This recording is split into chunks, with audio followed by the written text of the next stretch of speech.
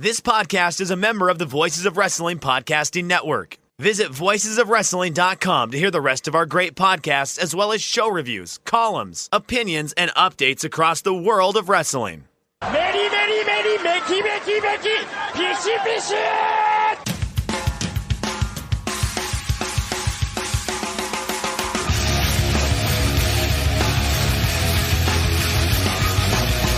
You are listening to the Voices of Wrestling podcast with your hosts, Joe Lanza. X out and go listen to some boring podcast where they're afraid of their own shadow. Okay? Don't listen to Joe Lanza, because Joe Lanza's not changing. And Rich Craich. Give me a name. Who delivers this guy in a big spot? Joe, don't yell at me. In the big spot, who delivers better than this guy? Stop yelling at me. I agree. And we are live here on the Voices of Wrestling Flagship podcast. I'm Rich Craich, alongside, as always, the king of banter, Mr. Joe Lanza. Joe, what's happening? As soon as you start, my mother calls me. The phone's like ringing off the hook. I'm like, the worst. Always the worst. Well, do you need time. to take it? You can go take it if you need. Absolutely not. Okay, it's an irrelevant call. You're positive? Oh, I mean, I probably wouldn't answer anyway, to be honest. I mean, but I just texted her and told her to hit the bricks. I said, if it's important, call Brittany. So that's not even call me back. Not even if it's important, call me back. No, I said I'm on the air. You're that committed to this show. Yes. That if it was an emergency, you want her instead to go to your wife, as opposed to you stop doing the show for a few minutes. You have to consider what she considers an emergency. That is true. Okay, all right. Does she tend to call for, a news item that she saw something on the news and had to call you about it? Anything. Okay. So, all right. Yeah, that's tough. So it's just it's one of those things where I know there's a 95% chance that this phone call isn't vital. So, yeah, I told her I'm on the air. If it's important, call Brittany. Blew her off. I got important work to do here. I'm, there's listeners to serve. Yes. And if it is, look, on the off chance it's super important, Brittany will just come in the room and tell me, and we'll take it from there. So, what's your plan of attack if it were to be if she comes in? God forbid, and we of course don't want to do. Well, what's the level of emergency here? I don't know. That you would have to decide. Okay, so I mean, she's calling you, so obviously she's fine. So that's okay. I mean, I guess. Yeah. I mean, maybe she might. This is a very morose way to start the show. But... All right, so you can knock that one off. There's nothing wrong with her. Well, I mean, she could be like calling you from the hospital or something. You know what I mean? Or en route to the hospital, right? I think someone else would make that call, right? Potentially, yeah. Okay, so let's work on the levels here. So, level of emergency. Sure. If someone was dead, how would I handle that? I think if it were someone close enough to me to necessitate TLB busting in the room to break up the show, I think you'd be running solo. I think that's fair. And that's a list of what? I'm trying to think in my life, the amount of people. That's a list of, I don't know, 6 people, probably 6 or 7 people. I think probably, total people that my mother would be calling me to tell me that they're dead, it'd be way less than 6. So, it obviously wouldn't be my mother. She can't call me if she's dead. But she would be on the list, but she's the one calling me, right? So it can't be her. So if it were her husband, yeah, I think I'd have to pack up the show and deal with that. Sure. If it were one of my brothers, absolutely got to pack up the show and deal with that. One of my sister-in-laws, same deal. And any of maybe it is more than 6 then. 1, 2, 3, 4. Yeah, you gotta think of it is. It's again, it's a pretty tough thing to think about, but yeah, you got to think of any sort of. Because you can't blow it off if it's like a Britney, you know what I mean? If she is like, oh my God, Blank died, and you're just like, yeah. 2 hours and 45 minutes, and I'll talk to you, babe.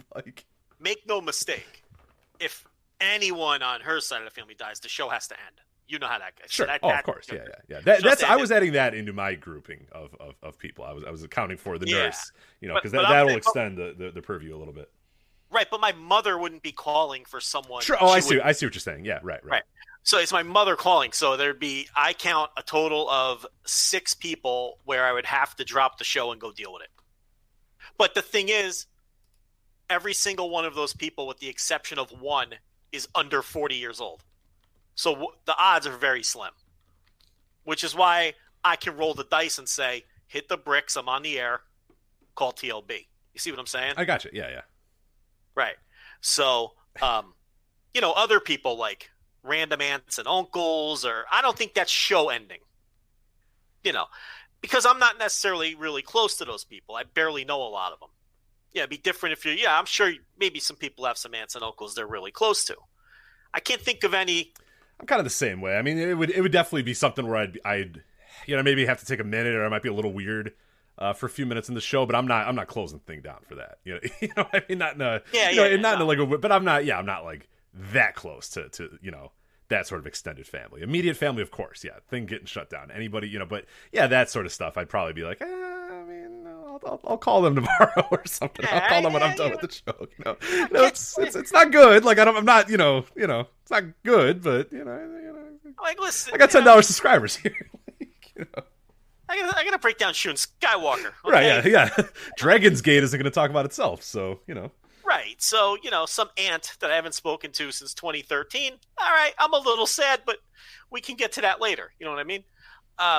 No, so and other than that, other than the death of one of those 6 people, this is a tremendous breakdown, by the way. You only can get this kind of breakdown here. No one else is doing this kind of breakdown.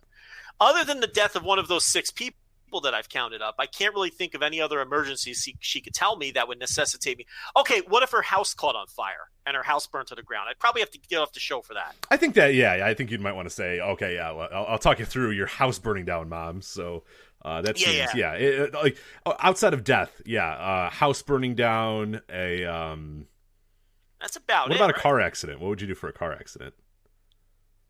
I need more assuming she's fine, assuming that she's like, hey, I'm okay, but just a little shaken up or something like that, and hit the bricks. We can talk about we could talk about your dented fender tomorrow. Yeah, I'm go to bed. If you wake up with a neck injury tomorrow, we'll talk. So that's what right. As long as that's why I say I need more information. Everyone's fine. I got a show to do. We could talk about your 98 Honda Civic another time. I'm not interested in that. There's 6 deaths and a house burning down that I'd consider getting off the show for, I think. Can't really think of much else. There you go. Yeah. I mean, put yourself in my shoes. There's really not much more that you would get off the phone. No, yeah, that's why I said, like, I had it, I in my head was doing the counting of people that would die that I would absolutely get off the show with. And that's like, 6, I'd say 6 or 7. People. It's really not as many as you might think. It's less than you might think. Yeah, there's a few friends that, like, if someone told me, like, hey, this friend died or whatever, I didn't consider friends, but then again, she wouldn't be making that call. This is why. Oh, I see. Okay, yeah, I got it. I'm just talking about in general. If I received a call during a show, what my numbers would be. But yeah, if it was my mom calling, she's not going to call to tell me, one of my friends died. Oh, let me make this clear. There's way more than 6 people where I'd be too shaken up to do the show. Okay, all right. I'm just making sure we were... I'm saying... Yeah, I got you. You're saying in your particular case, it's only like 6 or 7 people if your mom called. Yeah, because I was kind of like, it's pretty low, Joe. No. There's only 6 people my mother could inform me of where I'd be too shaken up to do the show. But there's more than 6 people overall where I'd be too shaken up to do the show. Just to be clear. That makes sense. Because she wouldn't be calling me if, Anyway. A fucked up topic. It's a pretty terrible topic. Yeah, this is... You know what it probably... But here's the thing. You know what it probably is? Like, what size do the kids wear? I'm getting Christmas gifts. It's probably some bullshit like that. Like, that's what she'll be like, call me and it's an emergency. Like, that's because she's at the store right now, and she's looking at something and says, hey, what do the kids wear? What size is he now? So, type of thing. I've been down this road. She's like, well, I'm on Amazon right now, so what size is that? And I'm like, I really needed to stop what I was doing to deal with this. Like, I don't know the answer to that anyway. I don't clothe them. The mother does that. So what do I know? I don't even know how sizes work for small humans like that. So, it's probably something along those lines anyway. And here's the bottom line. I blew her off 10 minutes ago, and I haven't heard back. So yeah, clearly it was nothing too important. Is she aware of your recording schedules at all? Like, does she care? Because I think like my mom knows. Like she'll say, "Oh, I'm sorry. Like I know you're recording today," or "Oh, I'll leave you alone. I know you're recording it." Is she? Because that might have thrown her off too. Calling on a Wednesday. She has no clue. Okay, like she's not an avid listener. She doesn't pop over to voicesofwrestling.com and listen to the old flagship. No, she listened to Lanza Unfiltered once when I told the hand job story. Ooh, that's the only time she ever listened. I mean, she knows who you are, though, right? Yeah. It's That's no surprise. Like, it's not embarrassing. She raised you. I mean, she can't be too ashamed. So, no. She no clue of the recording schedule. And if I told her, she wouldn't remember anyway. Like, okay, let me test this. The last time I saw my mother and went to her house, she made me a sandwich and put mayonnaise on it. And you know that I don't eat mayonnaise. How does my mother not know that? Like, that I hate mayonnaise. Rich Craich knows that I hate mayonnaise. Right, I would never put mayonnaise on your sandwich. So. I bet you there's a good portion of listeners who know. That would never put mayonnaise on your sandwich, yeah. Oh, Joe Lanza, he doesn't like mayonnaise.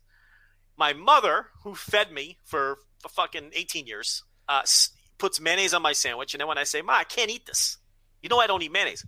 You love mayonnaise, so that's what we're dealing with here. I could tell her the recording schedule, and she'd have no clue anyway. I think that might be that might be a parent thing too, because my dad in particular will put onions in everything. He loves fucking onions. He likes putting onions on things. I know you hate onions. Yeah, I hate onions, and he'll make something, and I'll say, "Wow, there's a lot of onions in here." He goes, "Well, you like onions, right?" I'm like, "No, I've never ever once in my life liked onions ever. From the moment I was able to tell you what I like and don't like in food, I've hated onions." And yeah. So now Michelle does the same thing, but she just doesn't give a fuck. She just goes, "Well, fuck you. I want onions in my thing." And I'm like, "All right, well, whatever. I'll work around it then. That's okay." But like, when you assume that the parents will give you a little bit of leeway and say, "You know what? Rich doesn't like the onions. We won't put the onions in there." I'm an only child too, and I feel like it's not that big of an ask. It's not like the rest of the family loves onions. It's like it's just me. But if you came over to my house and I was making my tomato sauce, I would know not to put onions in it that day. But your father doesn't even know that, so which is weird. So maybe you're right, and it's just a parent thing. But the thing with you, there's no other kids to get mixed up. That's what I mean. Right? Yeah. It's not like I have 3 other siblings and they all adore onions. They love onions. They'll eat them raw. Like it's like pretty like you make something for one of your kids and one of your kids doesn't like onions. Like it seems like it's pretty obvious. But maybe it's a flavor thing. I don't know. Because like the nurse does the same thing. She's like, "Well, we need to have the onions in here." I'm like, do we really though? I mean, are they an essential part of this recipe? And they're not. But they whatever. It's fine. I eat around them. Well, she wants the onions, and she doesn't care what you think. Pretty much, yeah. That's just the end of it. Yeah. So she's like, "You can pick them out because I want the onions." So that's what's going on there. I had a distant cousin when I was a kid who you just eat an onion like an apple, just bite into it.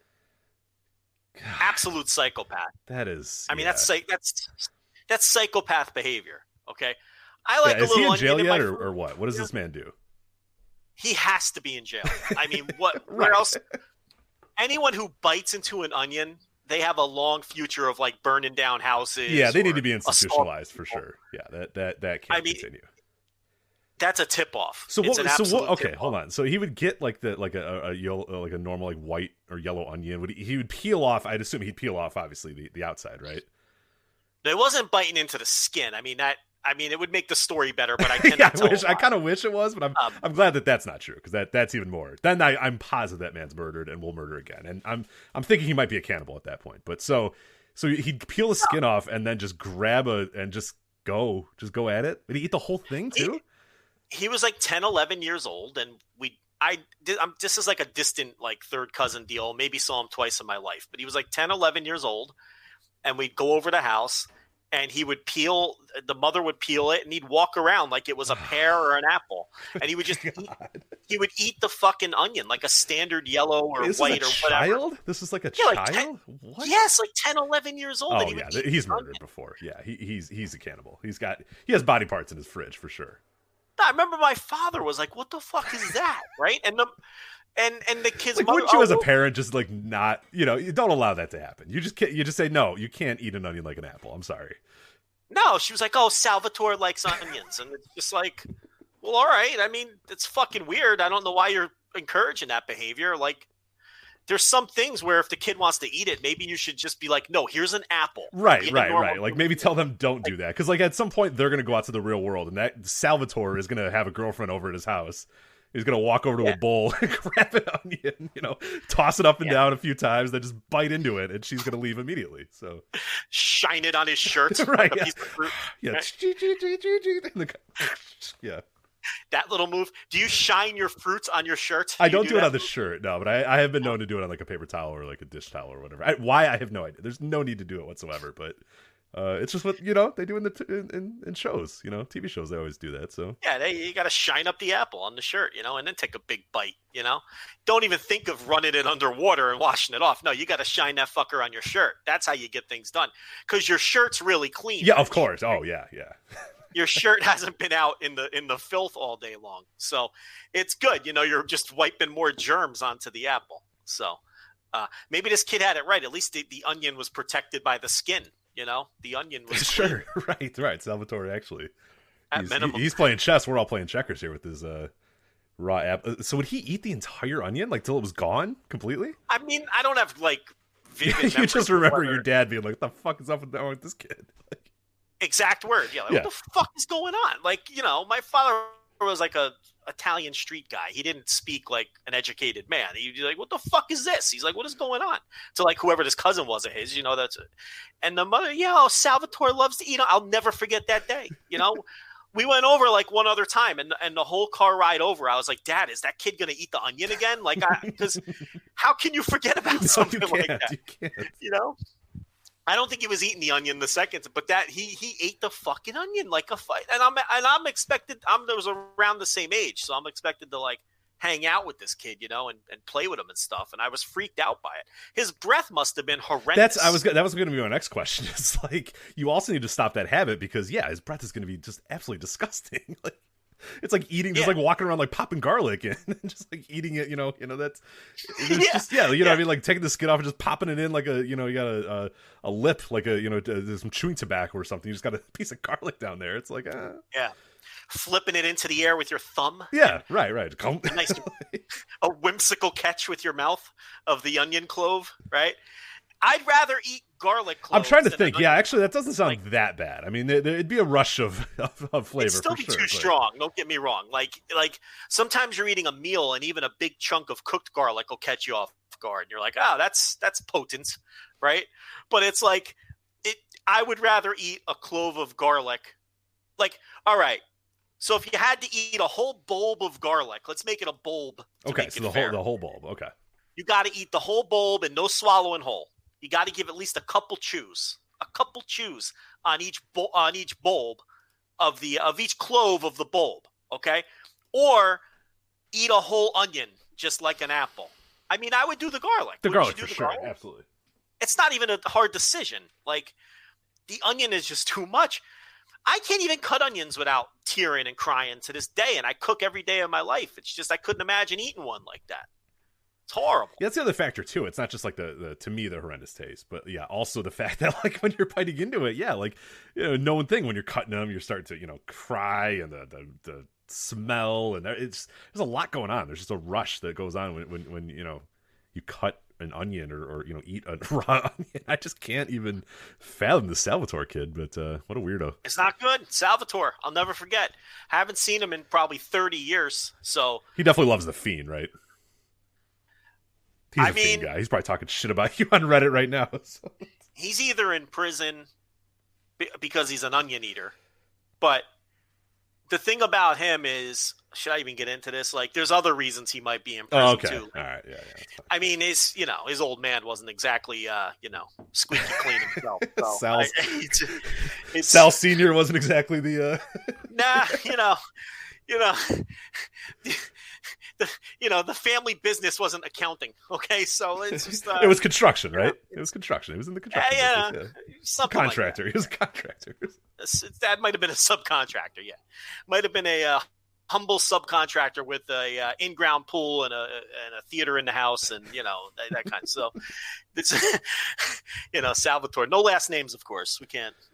Yeah, no last names. Yeah, nobody's gonna be able to find a Salvatore from New Jersey, so you're pretty good luck clear. with that. You're pretty okay in the clear there, because there's somebody googling Salvatore, New Jersey, and I don't think that's gonna work. So. Yeah, good luck with that. Yeah, have fun with that Google search. But I don't know. That's my cousin Salvatore who ate onions. Salvatore the onion eater. Yeah.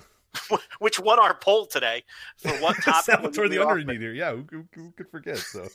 Big Sally the onion eater. He wasn't a fat kid though. I wish he was, because someone named Sal, you want to call him Big Sally. That'd be awesome. Yeah, he's just got a giant ass belly. He's just fat as fuck. You know what I mean? Like, just he's 11. He's already grossly obese, but he'd be awesome. He'd have like a nice little hat on.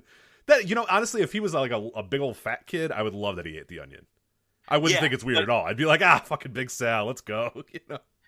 Again, I could juice up the story and tell you he was fat, but I can't. You know what I mean? It's not the truth.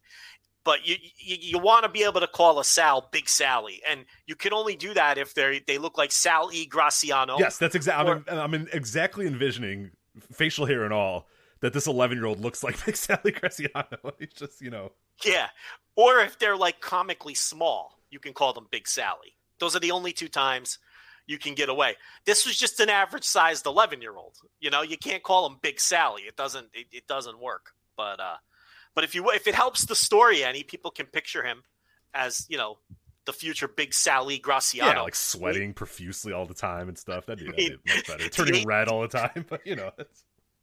getting blown up just walking to the ring. But to be fair, he always had little Guido up on his shoulders, so he's got a 180-pound man that he's carrying to the ring. But that's way too much analysis on why Big E Graciano was blown up. I think he was blown up because he was. The 400 pounds. Yeah, I'm sure the 500 pounds on his frame and the gross obesity was probably why he was blowing up. But I like your idea as well for Big Sally Graciano. I love, classic. That's what I meant. Like when we talked about Tracy Smothers, all those a few weeks ago, where like I didn't get the joke of FBI because when my purview of FBI was Big E Sally Graciano bringing little Guido into the ring, and I was like, full-blooded Italian. It's perfect. Makes all the sense in the world to me. I didn't quite get the joke on the other guys. Your Tracy Smothers, your what was it, Johnny Smith or whatever. My reference point of FBI is clearly the most Italian men you could possibly find. A little shithead named Little Guido and a big-ass dude named Big Sally. I mean, that was my purview. So that's why I thought it was like, fully-blooded Italians. Makes sense to me. I think you meant Tommy Rich, not Johnny Smith. Who was the other guy? Tommy Rich. Who was the other? Well, there was Herman the German from Hamburg. Yeah, Italy. Not him. Who's the other guy? Early FBI. JT Smith. That's JT Smith. That's what I was thinking of. Yeah. Yes. Very clear. I mean, I don't know, but I'm pretty sure not actually Italian. So. No, well, you know why JT Smith, who was a black guy, you know how the gimmicks, because originally it was JT Smith and Little Guido. Now, you know how that came to be. Maybe you don't. I'll explain. I actually don't. Yeah, little impromptu Joe Vember to remember here. So okay, so you know that JT Smith had the unfortunate botch, which led to the very first "you fucked up" chant, where he caught his foot on the rope and hit his head, and had a giant-sized, softball-sized bruise on his head for the rest of the match, and got the first ever "you fucked up" chant. Well, that they turned that into a storyline where because I remember this. Yeah, tell the story though. Yes. I do remember it, but it's awesome. The idea was he conked his head and forgot that he was a black guy and he thought he was Italian. So that's how the FBI came to be. JT Smith thought he was an Italian guy because he hit his head on the concrete of the ECW arena floor. So there you go. Awesome. Yeah, JT. That's, turning a negative into a positive. Perfect Paul Heyman there. Accentuating the positives, hiding the negatives. If something happens, you go with it, you work with it. Yeah, great way to to transition, the concussion into a real story there. But all right, let's get to the modern wrestling that we have to talk about this week. We have plenty to go through here. Can we just do 3 hours of the Hall of Fame? Because I want to do more Hall of Fame. The Hall of Fame talk is great. Yes. And I just watched Hiromu versus Despy, and it's just, I wasn't annoyed at New Japan again until I watched that match, and it's like, I'd rather just talk about the Hall of Fame for 3 hours and just rip up the fucking run sheet. And I know we can't do that, but I mean, we can. It's up to you. Honestly, I if you really wanted to, we could make the New Japan stuff like a minute part of this show, because I've watched some of the stuff, I've watched some of the matches. It's not doing a whole lot for me either. I like the Hiromu Despy match a little bit more than you did. We'll talk about that when we get to it. And I liked Hiromu versus Ishimori a lot, but the rest of it is kind of just there. The World Tag League is just kind of there. I'm kind of grumpy about New Japan as well. So it's up to you, man. We can just talk about how Tomohiro Ishii's great or something if you want instead. Well, I love the Hiromu Despy match too until Red Shoes took another ref until we had bump. A bump, yeah. And Despy comes in with the chair and pounds Hiromu's leg and then beats him with the stretch muffler when Red Shoes, who for some reason when he bumped into an exposed turnbuckle, it meant that he was unconscious for 10 minutes. So when he finally comes to, Hiromu's in the stretch muffler and he gives up. And it's like, it's every fucking match, Rich. And this is the problem. Here's the problem. When you do all this bullshit and all of your all of your big title matches and all of your main events on your major shows and in your G1s and everything, it's like then when you do it in a match like this, it's just so overdone and you're even more annoyed when they do it. It's like maybe if every single IWGP title match this year wasn't filled with this bullshit, okay, a finish like this would get over. And we'd come on the show and say, oh, Despy, what a crafty devil. I hope he gets his the next time these two men face each other. But no, the problem now is the heat's not on Despy. The heat's on the promotion. Because they can't have a main event in this company without doing a ref bump or a run-in or a ref bump and a run-in. And they just can't give us clean finishes anymore. Why can't Despy just beat Hiromu? Yeah, especially in like a Best of the Super Juniors tournament or whatever. Yeah, it seems like just make him do the win. Like, just have him get the win. And a lot of people, will say, well, you have to protect Hiromu and all. And no, you don't. It's just Despy beats him, and now, they have a match later down the line or whatever, and Hiromu gets his revenge or whatever. Yeah, that's how they used to do this. Like the booking, they used to do that stuff. And I'm with you. I'm absolutely with you. It is completely overrun the company to absolutely to its detriment. I mean, there might be somebody, I don't know who the hell, but there might be somebody that enjoys this shit, but it's certainly not me. And yeah, it's becoming more and more difficult to kind of get into New Japan Pro Wrestling. I mean, maybe we'll kind of wash that off in 2021. Maybe we'll be able to wash it off. Yeah, it's just bizarre. It is tough to really get into the company, and there is, and I have seen this as well, and I get it. It's a an okay excuse is, oh well, the clap crowds. Yeah, okay. But we're like, 6 or 7 months into this. Let's figure this out. This isn't going away either. Like I'm also going to start criticizing them if the response is, well, the matches aren't as good or the moments aren't as good or all this stuff isn't as good, all because of the clap crowds or because people aren't there or there's not as many people, they can't make noise. Okay, that's fine. That was fine for New Japan Cup when there was no fans. That was fine when we first came back. That was fine for a few things here and there. But we're, a half a year into this now. Like if you can't adjust your booking or adjust your wrestling to the clap crowds, then I'm sorry, I got to grade you on that curve now. I'm done with the hand holding or there's enough good wrestling going on with the same crowds that can't make noise. There's enough good wrestling going on with no crowds. There's a lot of good wrestling going on with crowds on a video board or whatever. And I'm not going to give them bonus credit because the clap crowds. Now, you've had 9 months now to adjust to this. You've had the clap crowds have been 4 or 5 months total. You've had 9 months since the whole shit started going down in February and March. Like I don't know. I'm not going to give them the benefit of the doubt of geez, well it's hard to do it without fans or it's hard to do it when they're clapping or we don't know. Like no, you got to adjust then.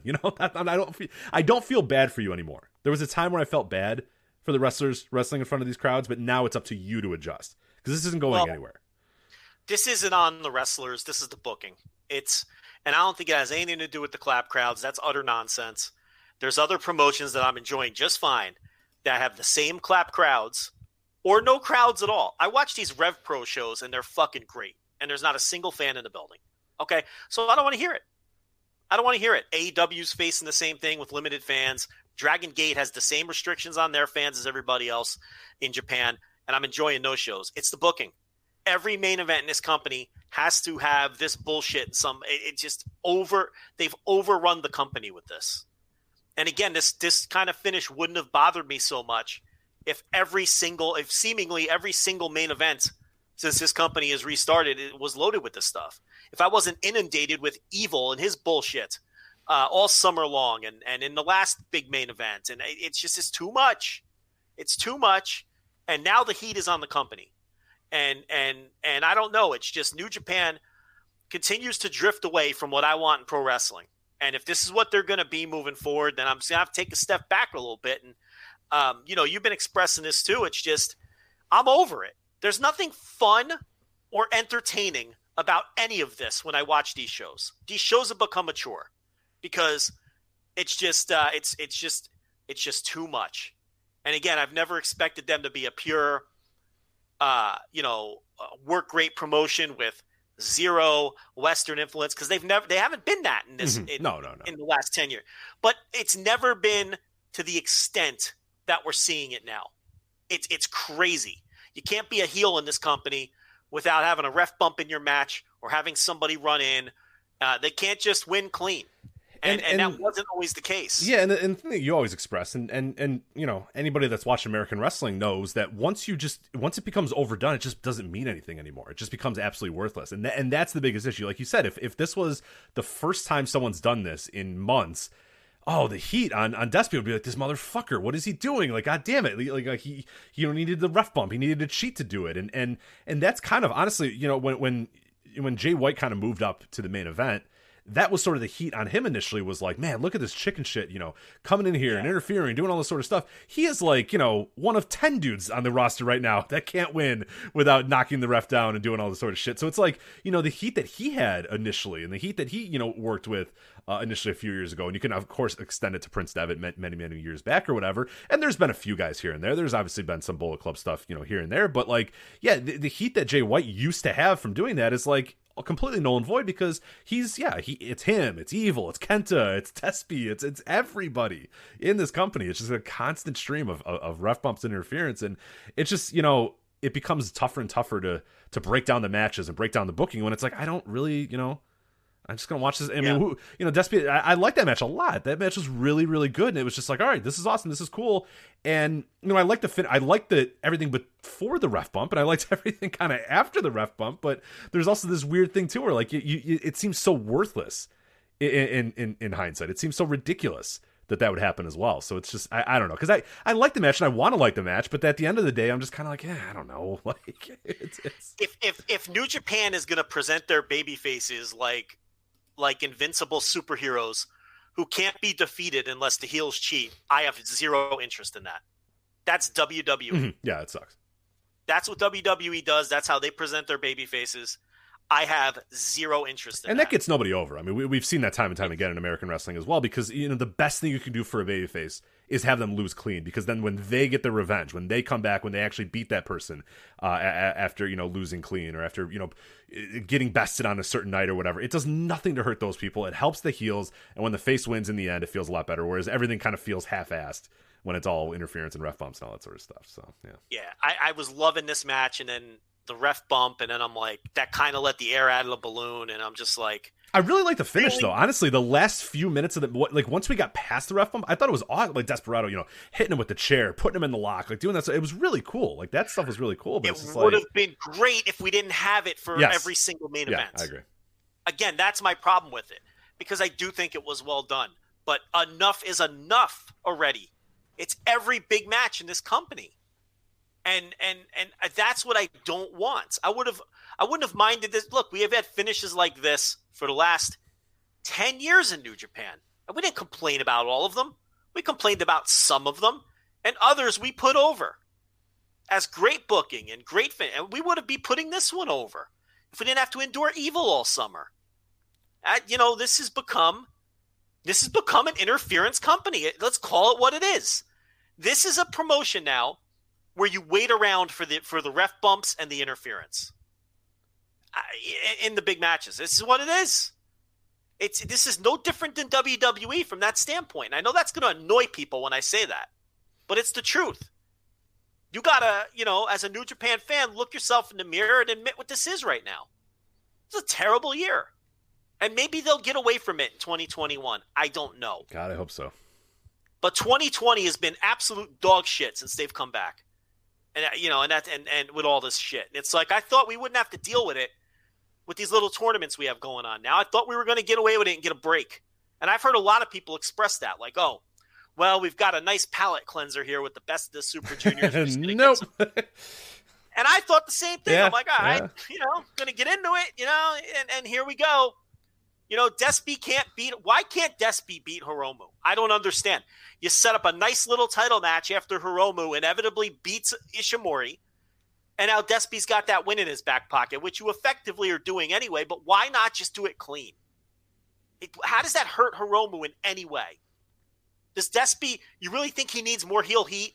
You think we don't understand his character?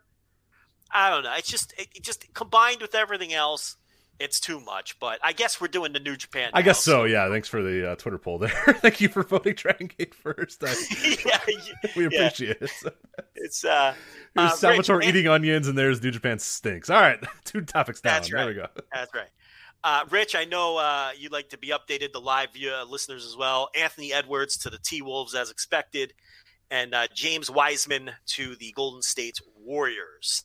As you're one behind LaMelo Ball. LaMelo Ball is a Charlotte Hornet too. So, well, you must be on Twitter where they give away the picks. Yeah, Shams is like 5 picks ahead already. ESPN is like, looks like James Wiseman is a front runner for the Golden State, and Shams is already on like pick 5 at this point. So. Hey man, I'm just trying to help you. Okay? Thank you. Yeah, I'm good. I got the ticker going. I got Shams on. Where'd Ball go? He's gonna go to Charlotte. He's gonna go to this. Wiseman to Golden State. This just reeks of like, I know that it's not complete apples to apples, but this is like San Antonio just happened to be be bad the year that Duncan was. Now this kid's not Duncan. Don't get me wrong, but to add this kid to San Antonio's lineup, and I watched him play for the little bit that he did play in Memphis. I mean, he looks like an app, but who knows? I mean, well, I don't know if you saw it, but it appears Klay Thompson may have fucked his leg up. Looks like he. The rumor going around right now is that he tore his Achilles. So. Oh fuck! Well, so what do you think now? Curry will be back, of course. Right. So Wiseman plays an important role then. Who, Wiseman? Yeah, I was gonna say he steps into a pretty big role right off the bat. Then he's not a Thompson-like player. No. This is a front court guy.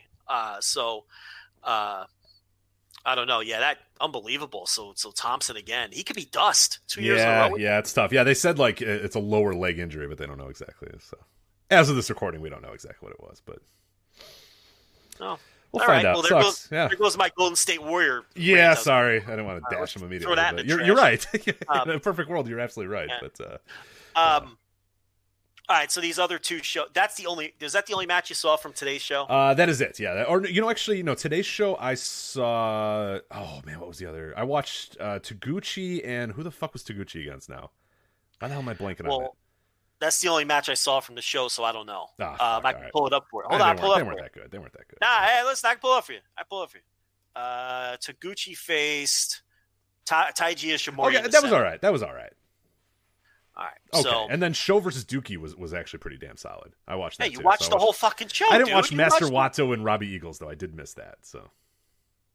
Okay, well, I could tell you that on the first show, the mixed show that they did to come out of the gate, the Robbie Eagles Dookie match. Did you see that? I did not. No. I do want to check it out though at some point. I mean, everyone's raving about Hiromu and Ishimori, which I thought was good, but it wasn't anywhere close to the other match, to the last match that they had. I thought it was okay. I thought it was like, I don't know, it was all right. I really liked Robbie Eagles and Dookie. I mean, it was a shorter match, and it wasn't. They got half the time, but Dookie has looked good lately. We talked about that a couple weeks ago. And Eagles just looked phenomenal in that match. I mean, he looked like he didn't miss any time at all, and I don't think he's really done any wrestling during the pandemic. So from that show, I thought Eagles Dookie was notable. I really liked Hiromu Taiji Ishimori was really good. I just didn't think it matched. The pile driver on the apron was a great spot. Did you see that match, or am I? That was tremendous. Yeah, I like that match a lot. Yeah.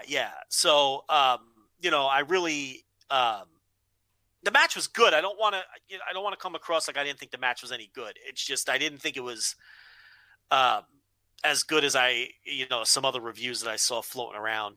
And as far as the tag stuff on night one, I thought Khan is the Empire guy, as Cobb, as expected, he was the mystery partner, and they squashed Tanahashi and Tenare, which was great. I thought that was the perfect way to introduce that tag team. And I would have preferred if Tanahashi took the pin instead of Hanare, but they didn't have the balls to go all the way with that. I think it would have been even more effective if Tanahashi took the pin in that squash. But, that's fine. Okan, though, I will say he kind of he's wearing trunks now instead of the puffy pants. I did see that. Yeah, I don't know. You're very strong against the puffy pants. No, I'm very strong against the trunks. Sorry, that's what I meant. Sorry. You are very pro puffy pants, very strong against it. I am not as crazy. I don't mind the trunks, but I prefer the puffy pants, but I don't mind the trunks. But you are very, very, very upset about this, and that's fair. I'm not very upset about it. I just think he comes across like a much bigger star in the puffy pant, even in his entrance, like with the full hat and mask and that whole outfit, the Mongolian outfit. He comes across like a much bigger star than he has in this tournament, where he's coming out with just the mask, without the little hat, without the puffy pants. It's like he's wearing half the costume, and he doesn't feel like as big of a star like that. Now, is he going to alternate? Is he going to come out in the full Mongolian outfit for his big singles matches? That might be the case, and I think that'll be fine. But he definitely looks like more of being just a guy in the trunks, where he looks like a guy, capital letters, when he has, that match, the Okada match where he came out with Will Ospreay, and Ospreay had the 3-piece suit, and Okan with the elaborate out. I mean, that was a superstar act all the way, both guys.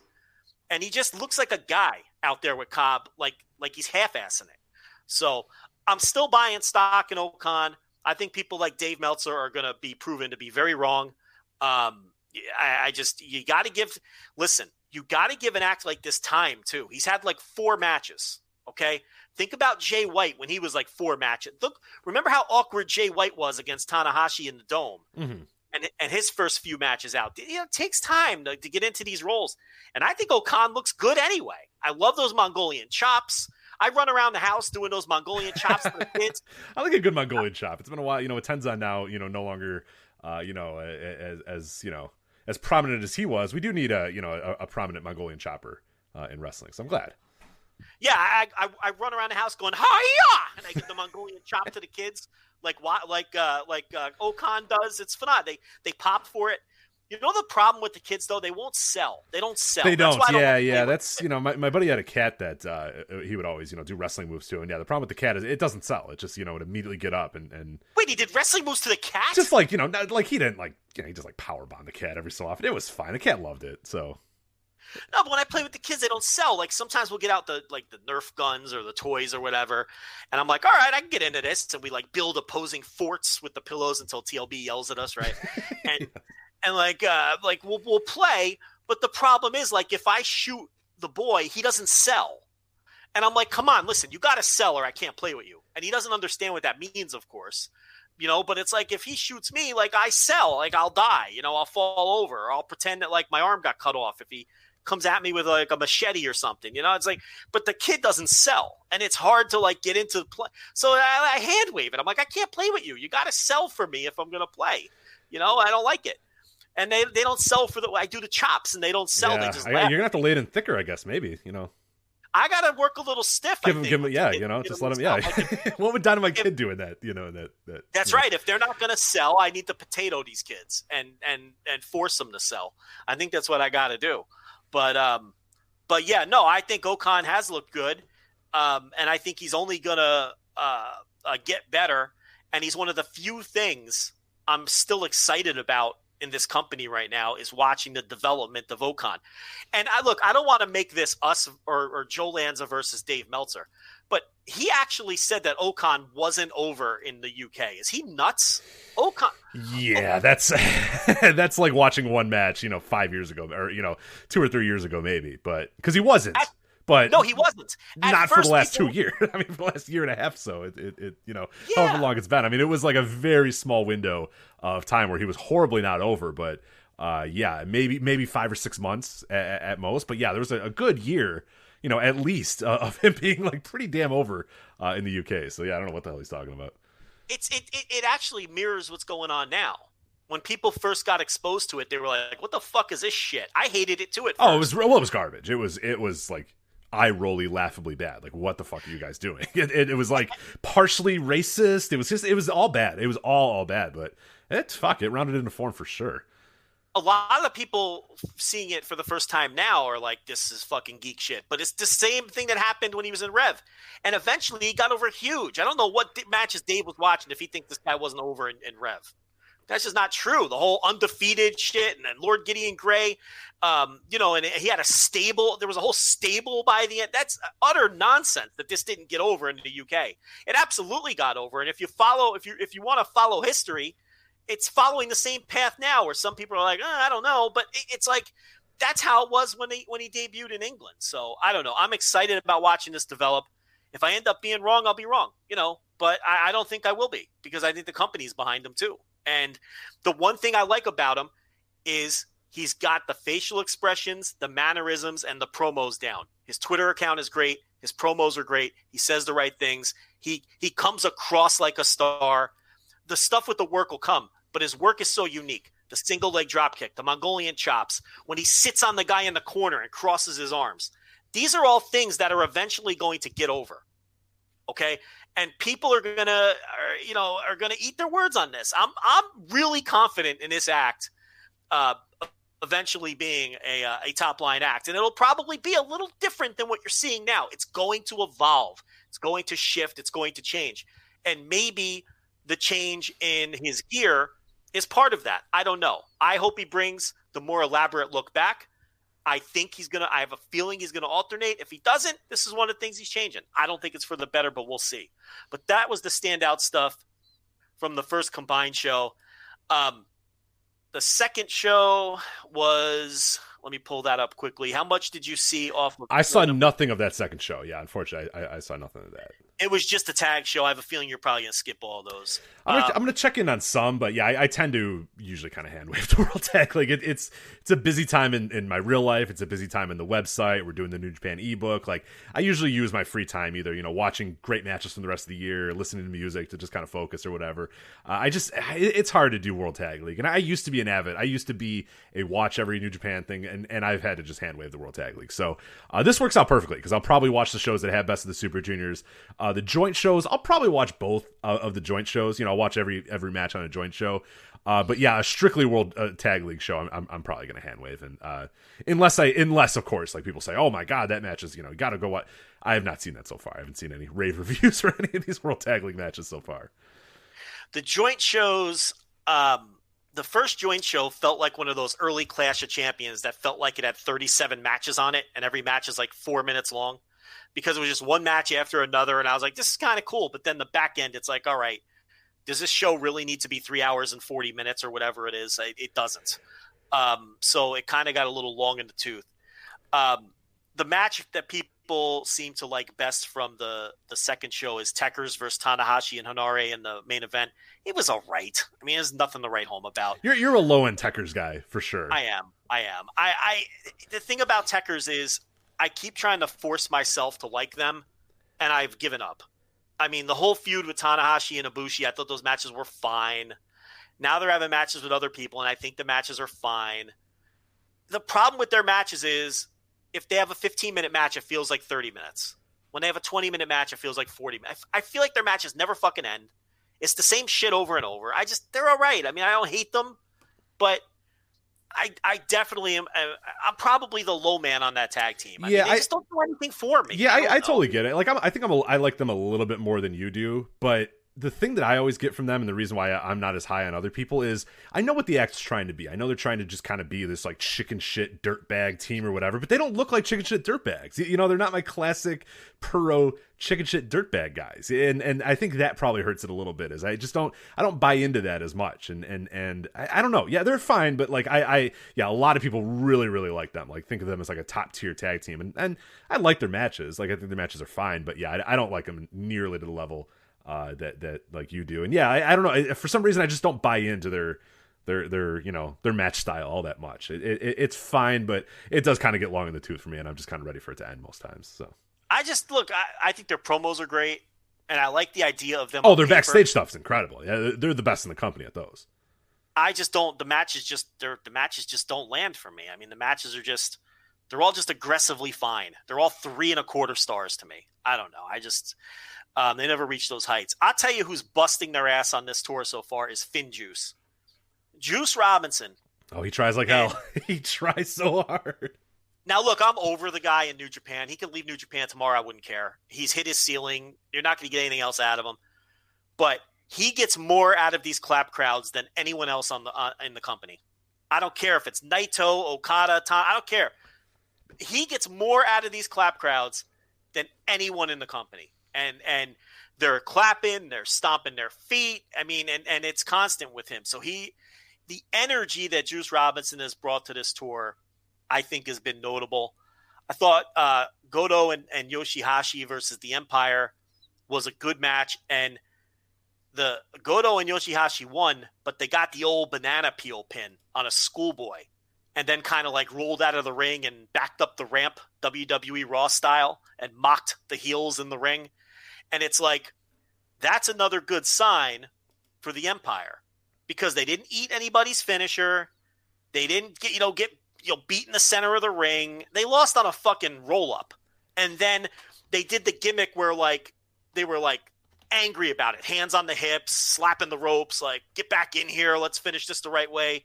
So it's like, you look at little booking things like that. They don't want to beat the Empire. Like, they didn't eat a Ushi-Goroshi and lose.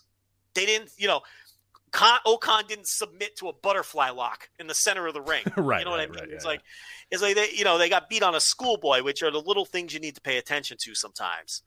But yeah, I mean, am I going to sit there and be excited about watching these tag league shows? Probably not. I'll watch them until I just can't tolerate them anymore. But the best of Super Juniors, I'll stick with that all the way. And it's, the very little that I've seen of that, because I only saw the one match from today, it's been fine. I mean, but I think it's very obvious to me, and I don't know about you, that there's a lot of juice missing out of this thing without Will Ospreay, without Shingo, and without some of the guys that would have been in it that are in the J-Cup. You have a feeling that your ACHs and maybe even your TJPs, maybe guys like Chris Bay, who knows? Yeah, Dragon Lee, of course. Dragon Lee would have been in it, absolutely. Forgot about him. Think about this tournament. You're removing Dragon Lee, Will Ospreay, Shingo. It's just it doesn't have the same juice. I mean, it's Hiromu and a bunch of guys that are pretty okay is really what it comes down to. I really like Robbie Eagles too, but it's like, and I like Despy, but they're not Will Ospreay and Shingo. You're missing your high end dudes. Like, you got a lot of guys here that are going to give you solid as fuck 3.5-star matches. You know what I mean? Up and down, and that's fine. Like, that's cool. Like a show who I like is going to get, he's not going to top out the same way, a Dragon Lee is going to top out. Master Wato, again, he fucking stinks. But, Taguchi is what he is, like, at this point. I don't think, and we talked about it when we were ranking these guys. Like, you can't bet against a Ryusuke Taguchi, but, like, we're farther removed from, like, his real time when he would, like, blow the doors off a Best of the Super Juniors and just have an incredible run. And yeah, like, Robbie Eagles I like, but, where does he really chart?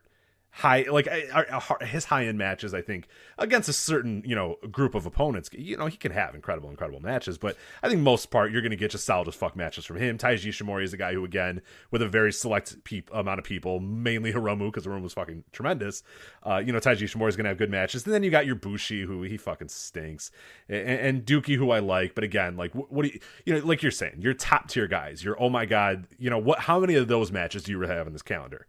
Yeah, Hiromu and Ishimori, which we saw. I guess Hiromu versus anybody has the potential to do it, but, like, really realistically, Hiromu versus Sho, Hiromu versus Eagles, Hiromu versus Ishimori, and Hiromu versus Desperado are your only ones where you can really say. And two of them are done. Right, exactly. So, and it's like, and Hiromu Despy was probably the best match on paper in the entire tournament, and we just saw it, and we just talked about it. But you're right. I mean, and if you add all those other guys in the mix, you have all those Will Ospreay matches, all those Shingo matches, all those Dragon Lee matches. You get ACH in the mix. You get excited about all. It's just look, it's the circumstances they're in. It is what it is. But there's definitely less juice to this thing. And it's like, even losing Kanemaru to some extent, hurts things. Although, Uemura, I think, is going to work hard, and have good matches, but his match against Wato was like 2 minutes long. I mean, that was, that opened up the first show, and and Watto squashed him. So, Uemura didn't even really, but I understand that was a 10-match show and the matches were going to be short. He'll have good matches, but they won't be the same level. Like you're not going to he's not going to go to the limit with a guy. And they might do that one or two times, but he's still a young lion. You know what I mean? He's not like, if he had just graduated from young lion status and was like on the come up or whatever, then yeah, you could have like an, oh my God, he took, Taguchi to his limit, or oh my God, he took Ishimori to his limit. He's still a young lion though. They're not going to have him go 15 minutes with, he's not going to go 15 minutes with Taiji Ishimori and then just barely, Taiji Ishimori is going to squeak out a win. Like they're just not going to do that. He's a young lion, so that always puts a cap on. Like I like the style of the matches, but yeah, there's obviously a cap in terms of like top tier matches. But I mean, at the end of the day, I think it should be a pretty easy watch to kind of follow this tournament because, like you said, most of the matches, if they're going to be those joint shows, are going to be pretty short, and it's best of the Super Juniors. Like it's solid enough. It's solid as fuck. Like I don't think there's any truly terrible matches on that. Really Bushi and Master Wato is like the one match that I'm probably like, ooh, I don't really want to watch that. But for the most part, every other one I think has a certain floor to it. It's just, the ceiling isn't as high either. I mean, we may have probably already seen the best with the two Hiromu matches that we've seen so far, and I don't know how many more truly great matches we're getting on this calendar. Is there a single tag league matchup you're dying to see? Oh man, no, not really. Not really. I mean, every team is kind of capped with something. Yeah. Taiji and Zack Sabre Jr. is what I mean. I like them, but again, they're to me, there's a certain cap to them. Evil and Yujiro, get the fuck out of here. Ishii, Toriano. It's like, all right. Like, I mean? Like, that takes all the fun out of that. Okan and Jeff Cobb is a fun team, but again, like, I'm going to go through this list, and I don't really know if there's another team that I'm like, oh man, I can't wait to see those guys against them. I mean, I guess really for them, it's just to see how they're booked. Right. I think a match that sounds pretty cool. Juice and Finley versus Goto and Yoshihashi. That one. Bad Luck Fale and Jay. No, I mean, I guess Tanahashi and Hanare versus Okan and Jeff Cobb sounds pretty cool too. They already did that in squash. Yeah, I know. That's what I mean. Like that, I'm trying to go off my list of like one, and that one's already done. Shingo and Sonata, there's always a cap on it because Sonata's in there and he fucking stinks. And then I was interested in how they book Hanare too. That Okan Cobb squash really would have been perfect if Tanahashi ate the fall. I can't get off of that. But Hanare's still going to be the fall guy there, and I don't know. I don't see a matchup that like, oh wow, I got to see that one. There's not one. Yeah, I mean, I think my best one is unfortunately, what did I say? Juice and Finn. Finn Juice versus Goto and Yoshihashi, and that's just like a match. So yeah, I think I'm going to continue to be skipping the World Tag League. So yeah, I mean, I'll stick with it until I really just. Until it gets to the point where I'd rather stick an ice pick in my eyeballs, I'll just keep trying it. Fale and Chase Owens, unbelievable. Fale's in great shape, though, Joe. He's in great shape. I'll tell you what, Evil and Yujiro, they have had good energy in their matches. I'll say that. The problem is Evil's presence just annoys me. That's the problem with that team. But Evil and Yujiro, the matches I've seen, they've had good energy in their match. I saw them face, I think Sonata and Shingo. Yeah, that's who it was. And it had good energy. And the Finn Juice matches have had good energy. Man, we're really reaching for praise. You really are. Yeah, you might want to just good energy. But that's those two tours. You want to update the points, or is it pointless at this? Is it too early for that? I mean, I have them here if you want. I mean, this is as of we're recording this on a Wednesday. Taguchi and Sabre have 4. Evil and Yujiro have 4, so they're tied at the top. Obviously, you assume Taichi and Zack Sabre Jr. are going to be at the top end of that for the whole tournament. And I guess I would say that I don't think Evil and Yujiro, but I mean, they're a team that might be in that mix until the final few nights too, just because of Evil being in there. Ishii and Yano have 2. Okan, Jeff Cobb 2. Juice Robinson, Dave Finley 2. Goto and Yoshihashi 2. Tamatonga Tangaloa, you guessed it, 2. Shingo and Sonata 2, and then Tanahashi and Hanare and Bad Luck Fale, Chase Owens, both at 0 for that. Yeah, it's in both of these tournaments, the champions are going to face someone in the final. I mean, that's what we're getting here. We're probably going to get, well, maybe not. The Super Junior, because it's Ishimori, and because Despy just won, maybe you get Despy and Hiromu, and then Hiromu beats Despy in the final instead of saving that match for months down the line. You could get that scenario in that tournament. Since why would you do Hiromu and Ishimori again in the final? Because then Hiromu has to beat him again. So you're not going to do that, right? So I just talked myself out of that. So what you're going to do is do Hiromu and Despy in the final. So Hiromu could win the tournament, get his win back against Despy, and then face Ishimori at the Tokyo Dome. So that makes sense, right? I think so, yeah. So, all right, there you go. Nobody has to watch the rest of this. Yeah, we're done. You're good. It's all worked out. And for the tag team tournament, the Dopey tag team tournament, you'll have Techers in the final against, you have to work out who isn't going to have a singles match in the Dome or who you don't figure to have a singles match in the Dome, because that team will beat the Techers in this and then face them again at Wrestle Kingdom. So you can toss out Sonata and Shingo because you think Shingo will defend the Never. So it's not going to be Fale and Owens. It could be Evil and Yujiro. There's no singles match for Evil. Yeah, that's unfortunately as I see them kind of emerging from the top of the pack. And I initially, when I was going to run down those standings, just kind of say, they're up to top now, but they might not be there. I mean, if you want something for Evil, if you truly believe that he's one, I mean, does he go from IWGP champion to like slumming it up on the undercard in a multi-man tag? Like, I don't know, maybe, Goto, but I mean, it's possible. They're a possibility. Goto and Yoshihashi are a possibility. Sure, yeah. Finn Juice is obviously a possibility. There's actually a lot of options here. Ishii and Yano for sure. Guerrillas of Destiny, obviously. The Empire team, yes.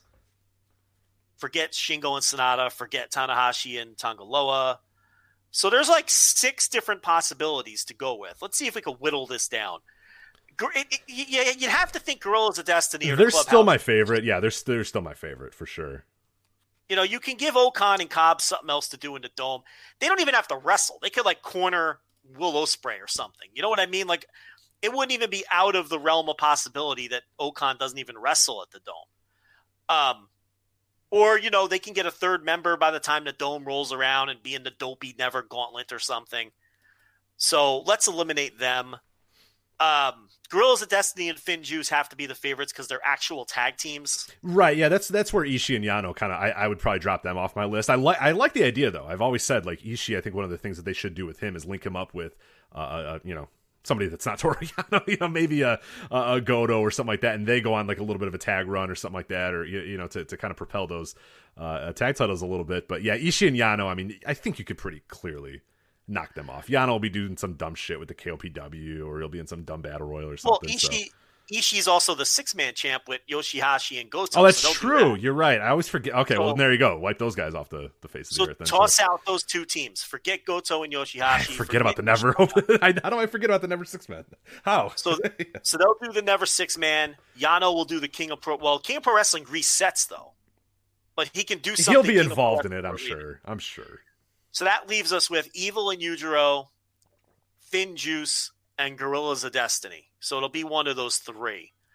Now you have to think who it makes the most sense to face a Suzuki-Gun team. Bullet Club versus Suzuki-Gun, I don't know how much sense that makes, but so that would eliminate those 2 teams and leave you with Finn Juice. But then what do Guerrillas of Destiny do? Did they just do the Never Because then they're Gauntlet? completely worthless. They're like entirely worthless whatsoever, which would be fine with me if they just said, all right, guys, bye. Like, we don't need you. Go away for, a few months. But they could do Never Gauntlet with Hikuleo. They could do it with Chase Owens. Yeah, I still think they're the favorites. I know you're trying to convince yourself they're not the favorites, and I would love for them not to be the favorites, but I think they're probably the favorites. But you're right. I mean, Finn Juice is, a year removed from winning this thing and winning the titles, so... I think you can find something for Guerrillas of Destiny to do easier than you can find something for Finn Juice to do.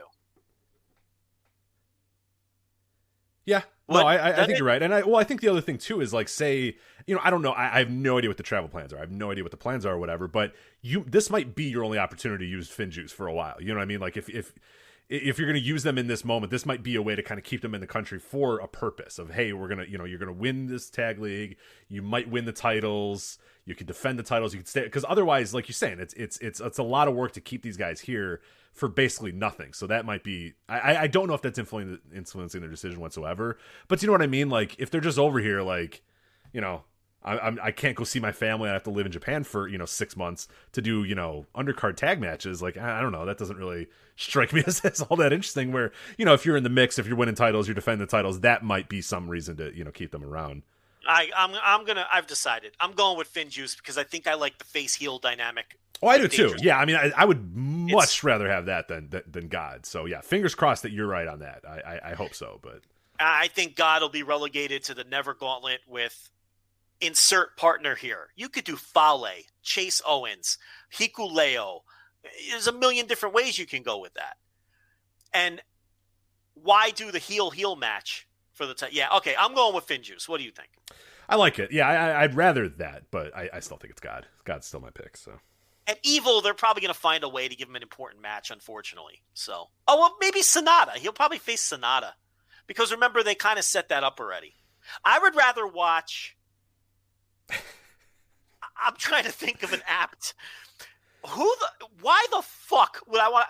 Could you imagine sitting there on January 4th? Yeah, in a third quarter filled or whatever Tokyo Dome where people can only clap. At 3:45 in the morning, and I got to sit there and watch Evil versus Sonata.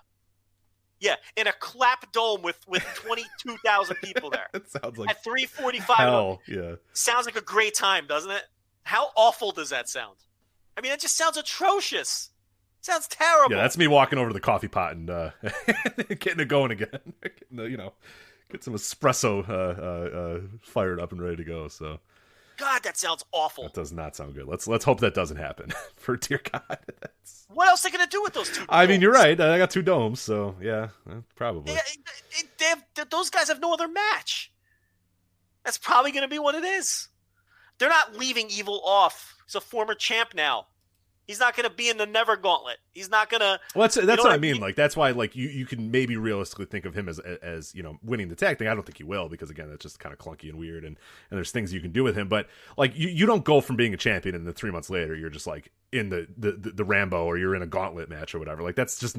He's pushed now. He's a push commodity. He's here to stay in some way, shape, or form, whether that's at the top of the company or whatever. But, yeah, he's not just going away, and that's not just something that we forget about and look back on and go, oh, my God, can you believe a year ago Evil was the champion? Like, I think he's there. Like, I think he's in the mix. So, yeah. You're getting Evil 3:45 a.m. against Sonata with a clap crowd. Enjoy, Rich. It's a big time match. Big time match. Can't just waiting around.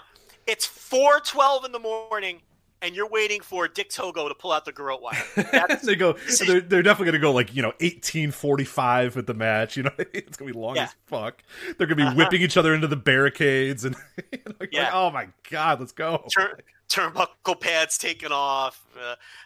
Sonata's gonna blow 3 spots. And then we're waiting for Dick Togo to pull out that wire and choke Sonata after Red Shoes takes a bump into the exposed turnbuckle. We could just lay this match out right now. It's going to be I'd rather not. Can we not? How awful is that going to be? I don't like it. I don't want to think about it. You're getting it. You have no choice. No say in the matter. That's New Japan, everybody. There you go. Well, thank you for voting. And us completely, just reckless ignoring of the fan poll. So.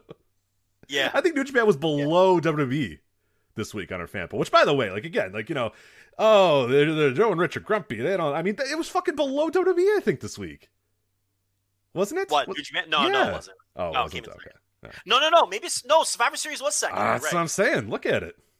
We gave the people their third choice. Is what we gave the people because we hate our listeners.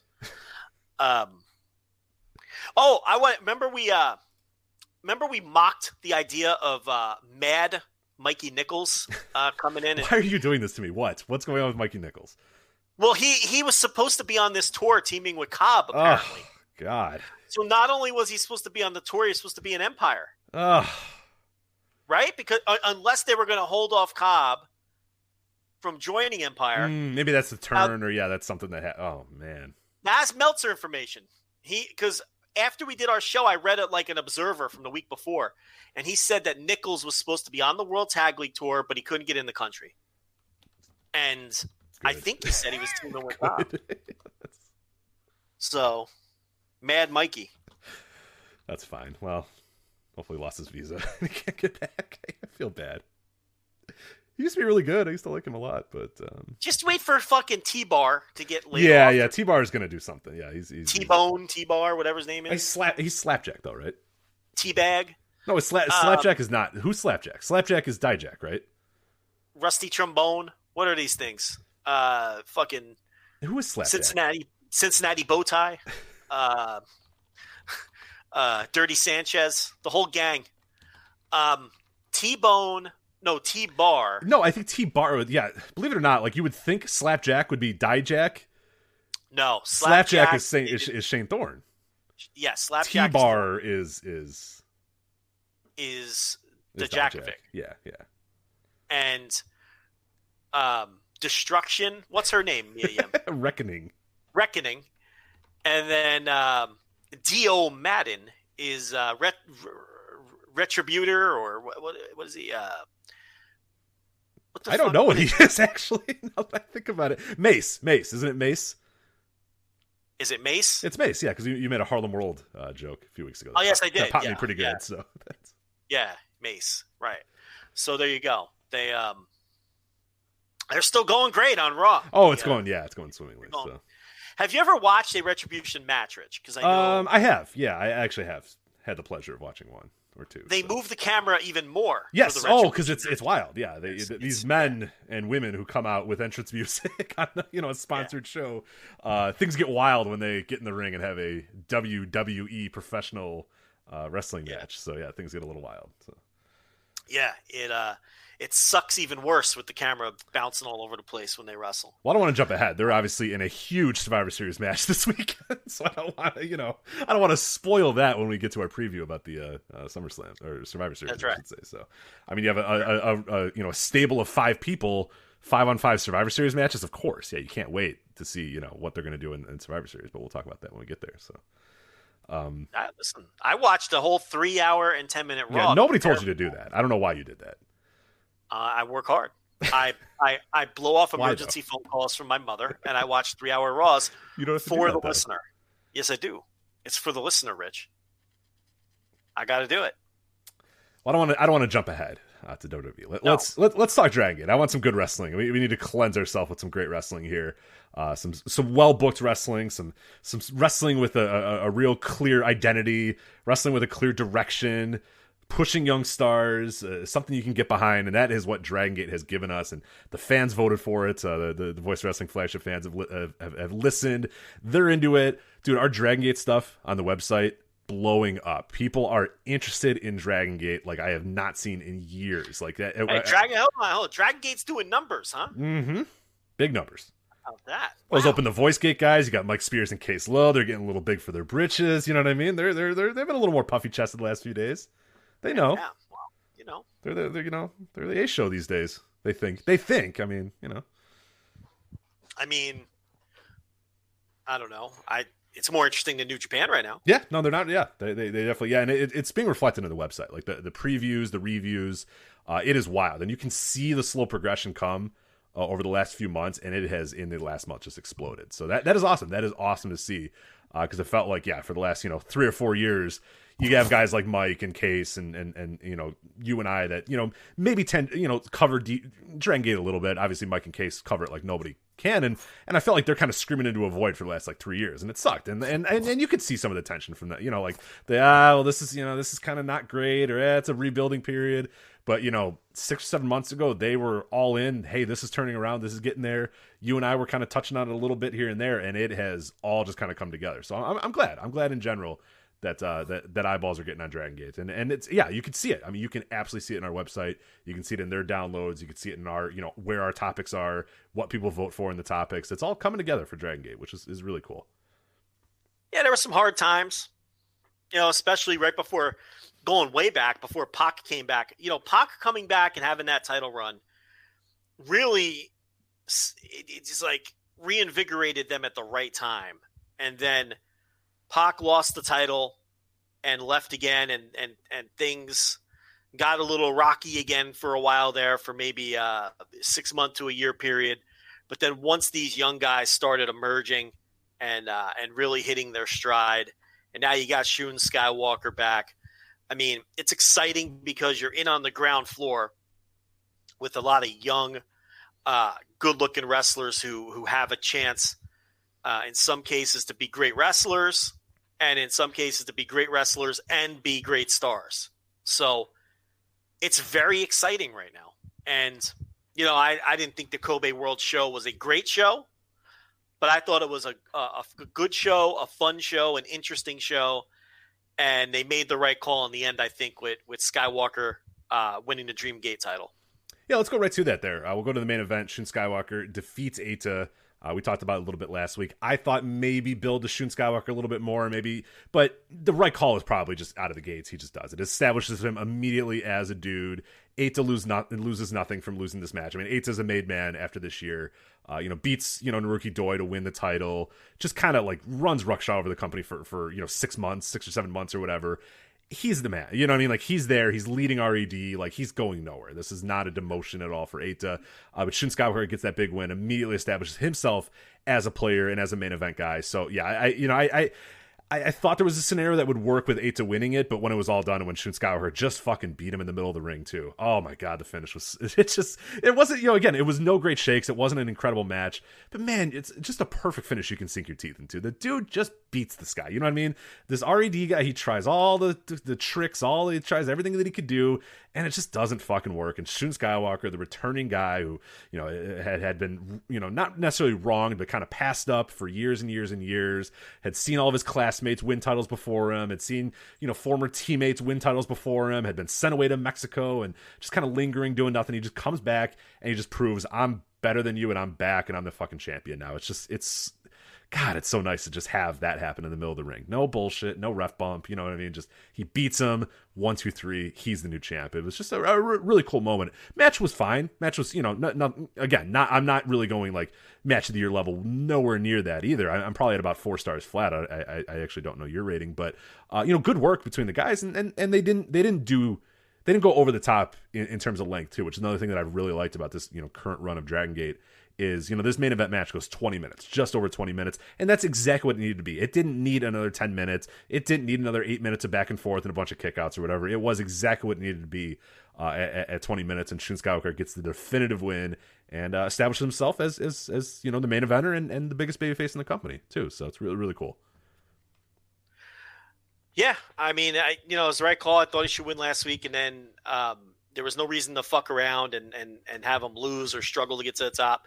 He looked great coming out at the previous show, so he wins the title here. It doesn't hurt Eita at all. Like you said, it doesn't hurt him at all. And then Ben K coming out to challenge him, and that's going to be the final gate match. And I think that's a bold move, and that's the right move. And you got these two guys who are linked together, and they're going to have a match for the title on the biggest show of the year to close out the year. Yeah. So, two former tag team partners. And again, he's the guy that, even in the build-up, and Jay did a great job as well, if you listen on English commentary, talking about how important it was for, Shun Skywalker to get this win because, him and Ben K team, they talk about how, we're going to go the highest of highs, and Ben K just fucking passes this guy up. He's the top guy in the company. He wins the title. He defeats these guys, and Shun's just kind of like, in the mid card, in the lower card, and then he goes off to Mexico while Ben K's still having, great moments and great matches or whatever. And it's super important to establish Shun Skywalker right out of the gates here, and his first opponent is former tag team partner. So there's some, immediate tension between those two guys, which is really cool because it's a babyface match. It's two, good guys facing one another, but yeah, the tension is there no matter what of, hey, we used to be tag team partners and now, I want to take your title from you. So it's cool in that sense. Yeah. So, and I really don't even know where to go with a prediction there. I think Skywalker should win that. Yeah. When Ben K came out, I went, oh no, is Shun Skywalker just kind of a transitional champion? And he might be, but I would not do. I think that does way more damage. If he comes in out of the gates, that does damage to everybody. It does damage to Eita. It does damage to Shun Skywalker. I think he's got to go out there and he's got to beat Ben K on that first night. And if the ultimate goal is to get it back to Ben K, you can do that. You have time to do that, but now would not be the time. I think that's a really, really, it would be a really poor decision, I think, to go right back to Ben K. And I think that just punks out Shun Skywalker a lot. That just makes him seem like a brief transitional kind of paper champion for a month or so. And I don't love that. I don't like that at all. Not even a month. 2 weeks, right? Jesus. Because of the weird schedule, because of the COVID. Yeah, everything's bunched together. But it's like you can't. Yeah, I agree, and it doesn't hurt Ben K. Whatever you do there sets up next year. So I almost don't want to untangle it and figure it out. And I want to see how it plays out. And obviously Ben K is going to have a million other cracks and at that title and a million other chances to hold it, and will hold it more. I was team Ben K's new haircut, but I'm off of that team. I thought it's too much. Yeah, he's got to get it cut a little bit. He's got to get it trimmed a bit. Why does he have Bama bangs? Yeah, it's too shaggy. I know. I butted up against you when you said you like the hair. I was like, all right, but it's I want a clean cut. I want him to look like a. Can't go into a business meeting with that. You know what I mean? Like, you gotta tighten that up a little bit. The shaggy, I have no issue overall with the shaggy hair, but you gotta tighten up a little. It can't be it can't be covering your eyes. It looks like he just got out of bed. I can't be having that. Yeah, no, he looks like he's being recruited to play quarterback at Alabama at Hoover High. Yeah, he's a Hoover High graduate. So yeah, that's what he looks like. It's too. He's too Greg McElroy. A little too much Greg McElroy for me. So. Absolutely, way too much. Everyone's googling that now because they have no clue. But yeah, that's absolutely what it is. It's too much. He's got to cut that hair off his forehead. I'm not a big fan of hair on the forehead. I cut it off the forehead. Oh my god, when my hair hits my forehead, I'm just I can't even. It's done. Yeah. I hate it. I hate long hair. Ugh. Dragongate, they switch up their looks a lot in that company, so he'll have 19 more haircuts in the next 5 for sure. years. Well, I mean, fuck, he changes his physique every week too, so it's like. Yeah, well, it's even Lund was like, "Whoa!" Did you see when Ben K came out? Because like a week ago, he was like a little puffy. He was big but a little puffy. Dude, he was like cut like a fucking kind of granite. Even Lund's like, how does he do that in 1 week? It's like, diuretics, I guess. I don't know. Yeah, it's I don't know if I'd be pointing out anyone's rapid growth on the roster like that. He's an innocent boy. No, he doesn't know. Yeah, to him, and that's why I love about Ho Lund, because he's just like, whoa, what the hell happened to Ben K? Like last week he didn't look like that. It's like, yeah, I know. And Jay in the is just like, well, he's a man who cares about his body type stuff. So yeah, he's an innocent boy. What can you do? That's why he's great. So. Looking forward to that, though, for sure, at Final Gate. The match itself, look, I thought it was a good match. I didn't think it was a great match. The one thing I'll say about these Dragongate young wrestlers in these shows lately are I think there's a lot of good. I don't think there's a lot of great. And that's not necessarily me complaining. You can see that these young wrestlers all have the tools. And there's so many guys with amazing upside. But they're not out there having match of the years right now. And I'm not saying they should be, but as a viewer, you like to see great matches, and we're getting a lot of good and not a lot of great. So if you haven't jumped into Dragongate, don't expect like a bunch of 4.5-star matches when you watch these shows. None of the matches are bad. All of the matches are good. The floor is high. It's a different style too, and this is something that I think Case and Mike on the Voice Gate, and obviously in our reviews as well. Case did the review for Kobe World. The style of the company is a lot different than what it was. I mean, the days of Yoshino and Doi bouncing all over the place, and Yamato doing 20 different moves and kicking out and all that sort of style. These new guys coming up don't work that sort of style. That's just not. I mean, if you're expecting quote unquote Dragongate style, or Shingo versus Mochizuki or a Shima, you're not getting those kind of matches, but you are getting hard hitting matches. I mean, these guys beat the fuck out of each other now, which I never in my life would have thought Dragongate would be the promotion where guys are just kicking each other and punching each other like crazy. I mean, they're you're absolutely right though. They're getting like, I'm enjoying the hell out of the matches. I think they're really, really fun matches. They're just not those matches that back in the day you'd watch Dragongate and rip your whole match of the year list up. Because a Kobe Roll would come out and there'd be 3 matches on that show. The Brave Gate match would be fucking incredible. The Dream Gate match would be fucking incredible, and you'd probably get a Twin Gate match that was awesome as well. And you're like, motherfucker! Like I back in like 14, 15, that era, half my match of the year list was Dragongate matches because they were just on that level. They're not on that level anymore, and these wrestlers are not those kind of wrestlers. And I think they are working a semi-different style as well. And I'm not complaining either. But like you said, it is not certainly the company of match of the year contenders like it maybe had been in the past. Yeah, and that's again, it's not so much as a critique as just what it is. I mean, I'm not saying that they should be going out there and doing anything different than what they're doing. And you can see the veterans are really sidestepping out of the way of a lot of these kids and giving them a lot of the shine in these matches, which is exactly what they should be doing. It's not just about beating the wrestlers from the previous generations. It's also how the matches are worked and how you're beating them. I mean, you can win a match and not get over. You can, be on the losing end of a match and eat your opponent up and make sure that they don't look good. And none of that is happening here. So, and you can see, the potential in a lot of these wrestlers, even though they're not going out there and filling up your notebook. That's the point I was trying to make. Right. Yeah, I would 100% agree there. Anything else on the Dreamgate? No, the main event. You mean? No. Yeah. I didn't think. Look, like I said, I didn't think it was a great match. I thought it was a really good match, and it accomplished what it set out to accomplish, which was Shun Skywalker coming back into the company, asserting himself, and winning the title right off the bat. That's the kind of bold moves that they've been doing, and there was no reason not to do that with this match. Absolutely. And now the collection of pushed good young talent is I mean, it's ridiculous. I mean, they're doing all this without their old guy. None of the old guys are really in the mix in terms of the top tier. Your Hulks, your Yoshinos, your Yamatos, those sort of guys. They're not even in the mix whatsoever in the top part of the company at this point, which is cool. Doi held the championship at the beginning of the year, and of course, he's not around either. So it is a young man's promotion right now with Shun Skywalker. I think they even noted he became yet another one of the youngest champions ever in Dragongate, because I think like Eita had already done it before, and a bunch of other guys had done it recently. Benkei had done it recently as well. So yeah, you got Benkei, Shun, Eita among your top tier guys, and a bunch of other guys getting built underneath. So it's a really cool company to kind of follow that right now and get follow the guys' progressions. Yeah.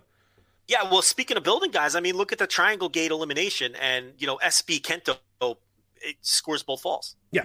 Oh no, yeah, they've made it clear with this guy that he, goes out, turns on, joins RED a few weeks ago, changes his name, and immediately out of the gates, yeah, he wins this title for his team originally, a couple weeks ago at Dangerous Gate, and then comes out here, pins UT, which okay, yeah, that's fine. He's obviously clearly above UT, but then goes and pins Yoshino, which again, Yoshino had already wrestled earlier in the night, and he came in as a replacement. This card got scrapped up completely because of COVID. A bunch of dudes had to leave. A bunch of titles had to get vacated and stuff. We'll talk about that as we get to it. But, they end up having Yoshino, double dip here on the day that he announces that he's officially retiring next year.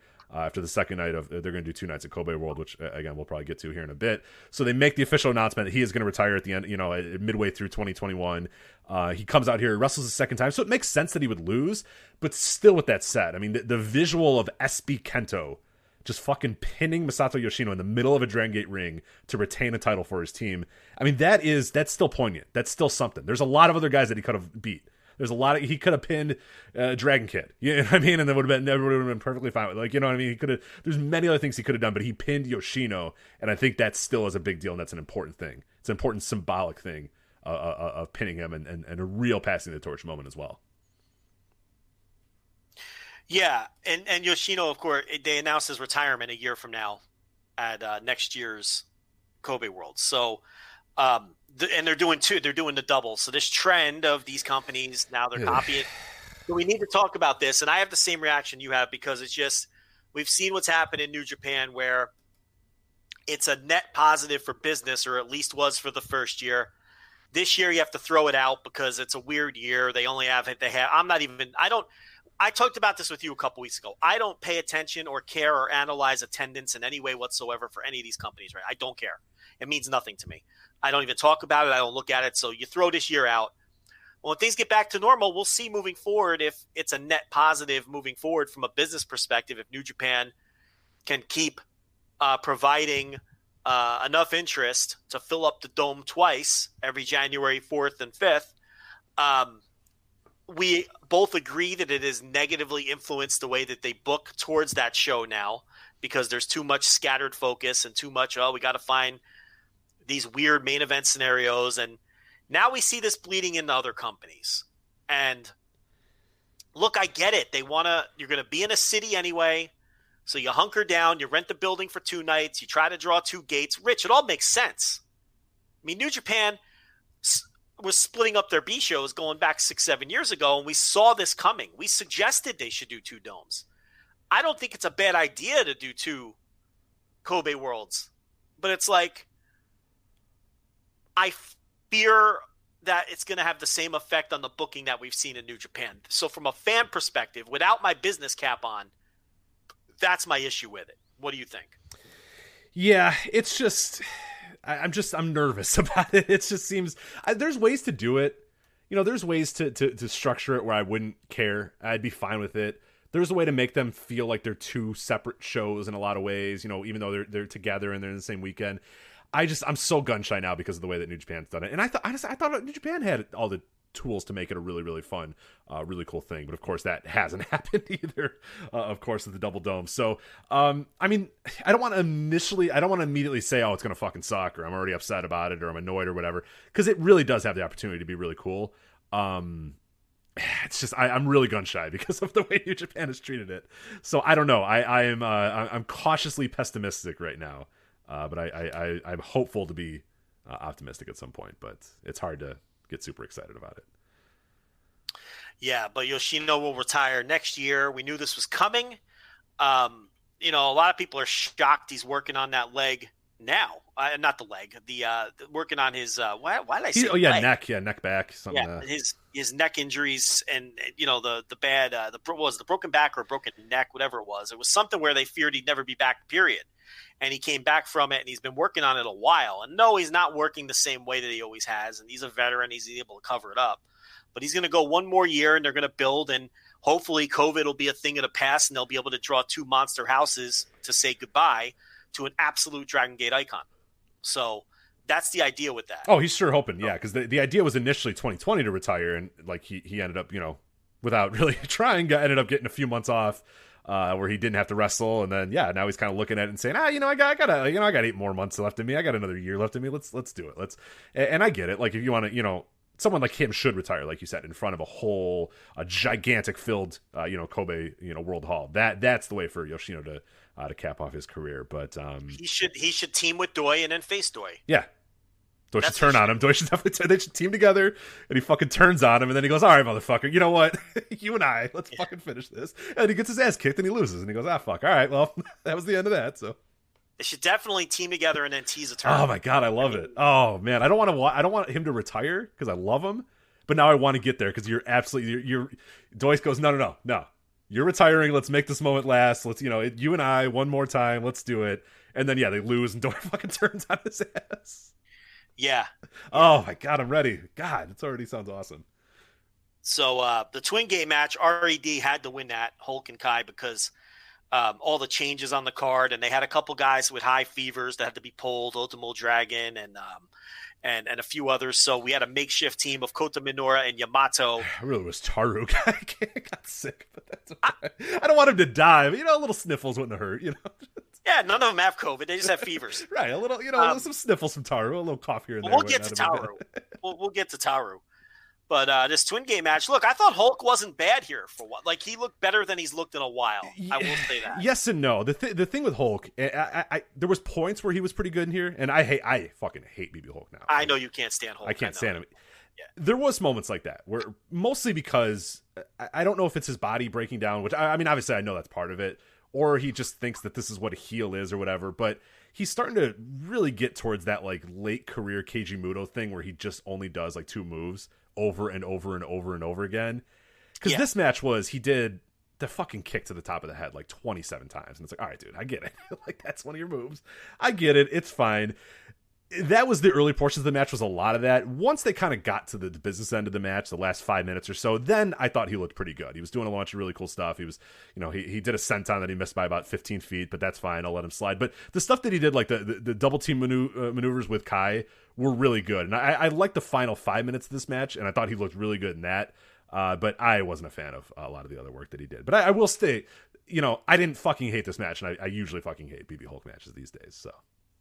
No, I mean, I thought the Hulk Kai team was better than I was expecting. I mean, because I thought Hulk wasn't nearly as broken down looking as he has been. And I also knew they were going to, like, there was no doubt in the outcome.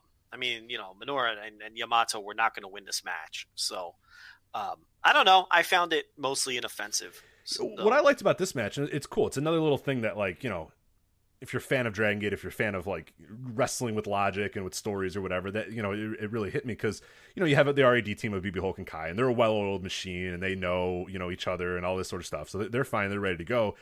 And then you have this, Team Dragongate, Kota Minoura and Jason Lee, who he's supposed to team with, is not there. So the titles are kind of put up, and they're ready for this match or whatever. So you have Yamato who fills in, who again, he's Team Dragongate. He's, semi-aligned with Minoura. So it's like, okay, yeah, they know each other a little bit, but the whole match is structured that Yamato, Minoura won't give the tag. It's not that he doesn't want to give a tag to Yamato.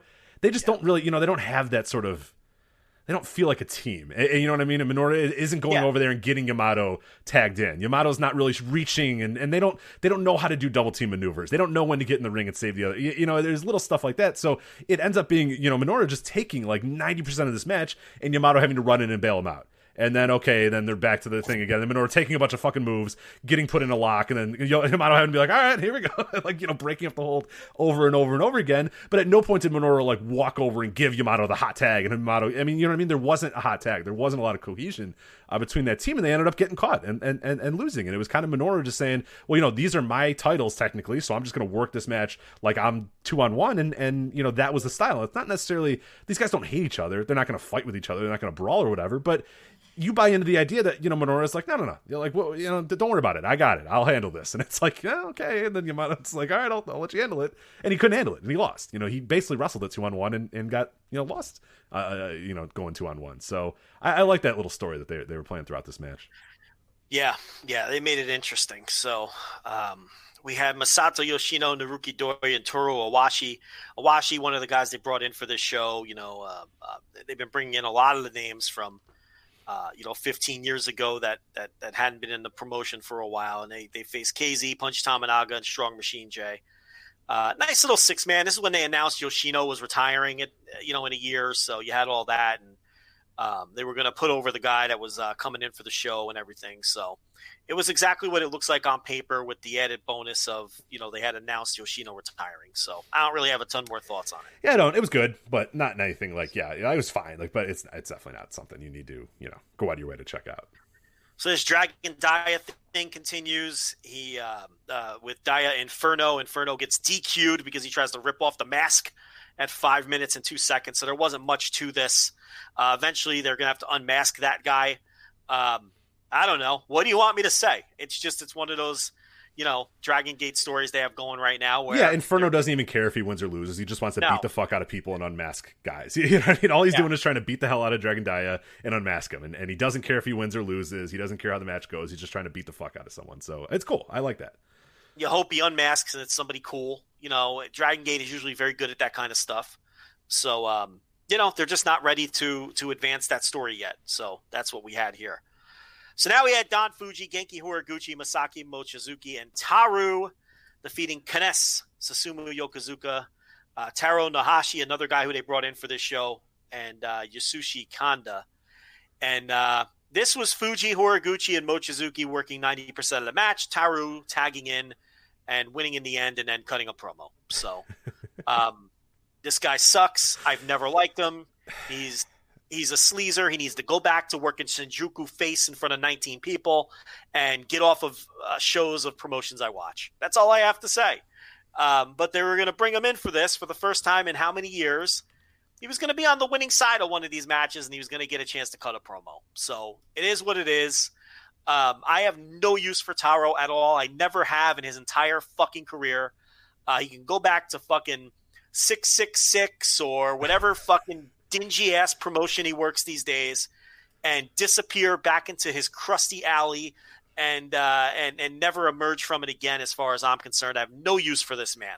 Yeah, he's the type of guy where, like, there's certain guys that, in Ultimo Dragon, you of course want to patch it up with Ultimo Dragon and let him, end his career on a good and not hate, the company that he, played a part in founding and sort of stuff. I'm totally fine with letting Taru just say, you know what, fuck Dragongate. I never want to go back to Dragongate. And Dragongate going, you know what, that's fine, dude. Bye. Go to K Dojo, enjoy Super Fireworks Pro Wrestling Fire Festival. Do whatever bullshit you're gonna do. Do your Tenru project and bullshit. Get out of here. I have no desire to see Taru, close the chapter on his career in Dragongate, or Dragongate close the chapter on, Taru.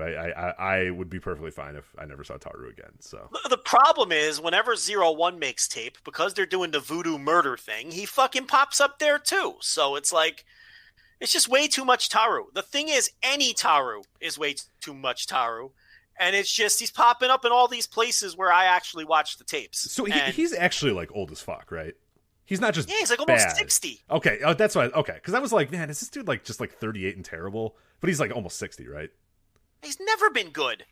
He's never been good. He's 56 years old. So he's a very, very old man.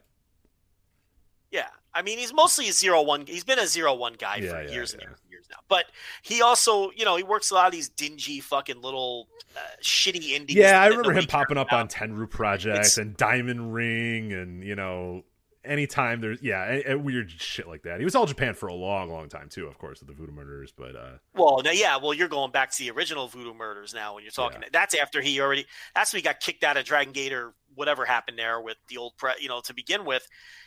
He landed in All Japan with the original incarnation of Voodoo Murder, and then they kind of reformed that in 01, around Chris Weiss earlier this year. And, the same bullshit, fucking powder finishes and fucking interference. And I don't have any tolerance anymore for that fucking shit. I just want to watch guys wrestle, and I want to see the best man win. I can't take it. But, and Taru he's got nothing left. I mean, he was never good when he was young. No, he was terrible. Yeah, even in 1998, he was pretty terrible. So. And now he's 60, and it's like, it's guy fucking stinks. So, I don't know. Maybe the fans of Kobe got a little thrill out of seeing him back in a Dragongate ring. That's what this was. And did they? I don't know. Are they that? How can anyone enjoy him? I mean, that's what I mean. Like, how many fans are like, oh man, Taru. Maybe I'm wrong. I don't know, but yeah, he definitely stuck out like a sore thumb in this match, and that's why I wanted to ask you if you remembered how old he was, because you have somebody like a Don Fuji, who I'd imagine is like pretty similarly aged to Taru, maybe a few years younger. Little younger. Yeah, but Don Fuji can still, he can kind of go. He's not, but then you have like Genki Horiguchi. Dude, Genki Horiguchi's as good as anybody still. And then fucking Mochizuki, who's, what's he, 48, 49? And he's like as good as anybody in the world. And then, on the other side, you got 49. Mochizuki's 50, my man. Is he a big 5-0? Yeah, remember Iron Mike Spears did the big, now that he's 50, he's the best 50-year-old wrestler. Oh, that's right. Yeah. Oh, fuck yeah. And everybody got mad at him for saying that. So, yeah, he's 50 now. God yeah. damn. All right, I forgot about 50. And he smokes. He looks great. He's got, and whatever he does other than that, maybe it's the smoking. Maybe it's the smoking that keeps him young, but that's Fuji too, they're both 50. They're Mochizuki's a good-looking dude for 50, man. If I look like that when I'm 50, I'm doing things right, for sure. Fuck yeah. I mean, I don't look like that now. He looks better than me now, so. He's handsome. He's well-built. Absolutely. Horiguchi isn't exactly a handsome fella. But, Fuji, he's 50 and he's still useful. I mean, Taru brings nothing to the table. At all. Well, that's what I just mean. In like a company where the old guys all can still pretty much go, it is so glaringly obvious when you have a guy who can't go. And he didn't even try to go. Right, yeah, he doesn't even, and then he gets the fall too, which is pretty awesome too. I hope that he politicked to get the fall. That it wasn't like Dragongate. Like the more likely scenario was Dragongate said, "Hey, come on, and yeah, you can get the fall or whatever. We'll want you to do it." I like the idea of like Taru, right before he gets out to the curtain, he's like, "Oh no, I don't take the fall." You know what I mean? Like in his disgusting voice, and they're like, "Whatever, dude. Who cares? Yeah, fine, fine. Yeah. Pin Susumu. We don't fucking care, dude. Like whatever, Go pin Kanda. Yeah. We don't care. Like, yeah. I don't even remember who took. I forget who took the fall. Yeah, I forget who took the fall now, but maybe Kness. Kness. He's got to be almost 50 at this stage. Oh, I think he did pin. I think he did pin Kness. It's Kness, right? Yeah, I think you're right. Someone will correct us if he didn't. So we had. I closed out my. Hold on, I got it. You don't have to save me. Pulling it back up. We had Madoka Kakuta and Taketo Kamai defeating Ryu Saito and Boku R. Shimizu. He was stripped of his gimmick. So, look, this was one of those young matches where the two young guys, and I was really impressed with the young tag team here. They've got something with these two guys. Those guys are good. Kamai in particular. I mean, and they're just stupid young. I mean, Kamai's 21, and the other dude might be like 19. He's 19 or 20. I forget the exact age, but yeah, it's fucking wild. And they're already like good, really, really good. So. Yeah, and they looked awesome, and short little match, and they won, and they should win because Shimizu is kind of in between roles now, right? He's kind of in this dopey unit. What's the name of this unit with Shimizu and Saito and the Boku unit or whatever? Yeah, Boku unit. Yeah, it stinks. It's a terrible unit. It's kind of like every Dragon Gate cycle. There's always one unit with a mishmash group of veterans that are never in the mix for anything. And it's just kind of like it's the leftovers. That's what this unit feels like to me. And, so Shimizu, look, he's got a lot of career in front of him right now. He's just not a guy they're focusing on. He's still in his 20s. He'll be fine. Saito's one of the guys that's, from that generation that's starting to put people over, and he's probably into his early 40s. He's 41 as I checked out right now. And, these two young guys, they put him over strong. And that's what you should be doing right now against guys like Shimizu and Saito who aren't being featured. Can you name all the members of Team Boku? You got two already. You're halfway there. So yeah, it's probably two other guys that are on a similar, probably two other Saito generation guys. Kanda, maybe he seems like a Boku guy. No, he is not a Boku guy. Who are the other two? I can't think of them. Punch Tamanaga and Naruki Doi. All right, Punch. It's a terrible unit. I think the deal was Punch left the other guy, was like, "Hey, I want to be in Boku," and his unit was like, "All right, we don't give a fuck." Yeah, fine, go ahead. Cool, dude. Yeah, see ya. And Doi, there's just not doing anything with right now. So, it's just it's a nothing unit. It's very lame. And they should be doing jobs to guys like this. Doi won't, but the other guys will. Sure. The Battle Royal here. How about Hyo Watanabe picking up a win in the Battle Royal? Or HYO. Yeah, he looks good. He looks good here. I liked him. Yeah, he's a guy who, they had to pump the brakes on a couple times there, and he kind of got lost in the shuffle. Very similar to UT. But this was the Geek Battle Royal with Diamante, Ho-Ho Lun, who, as we predicted, Rich, got eliminated, went right to the commentary table. Didn't even go back, didn't even get a towel, not even take a breather. Nope. He went right there, right into the... Yep.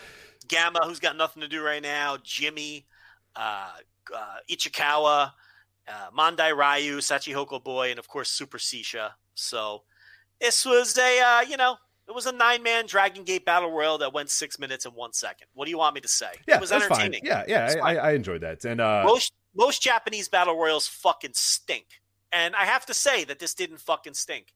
Ichikawa's elimination. He goes up to the top. I love this guy. He's the one comedy. If people think that Joe Lanza doesn't like comedy, Joe Lanza doesn't like fun in his wrestling, listen to this segment. Get ready for this segment because Joe does love fun in his wrestling. You got to be good at it. You got to be good at it, not fucking suck at it.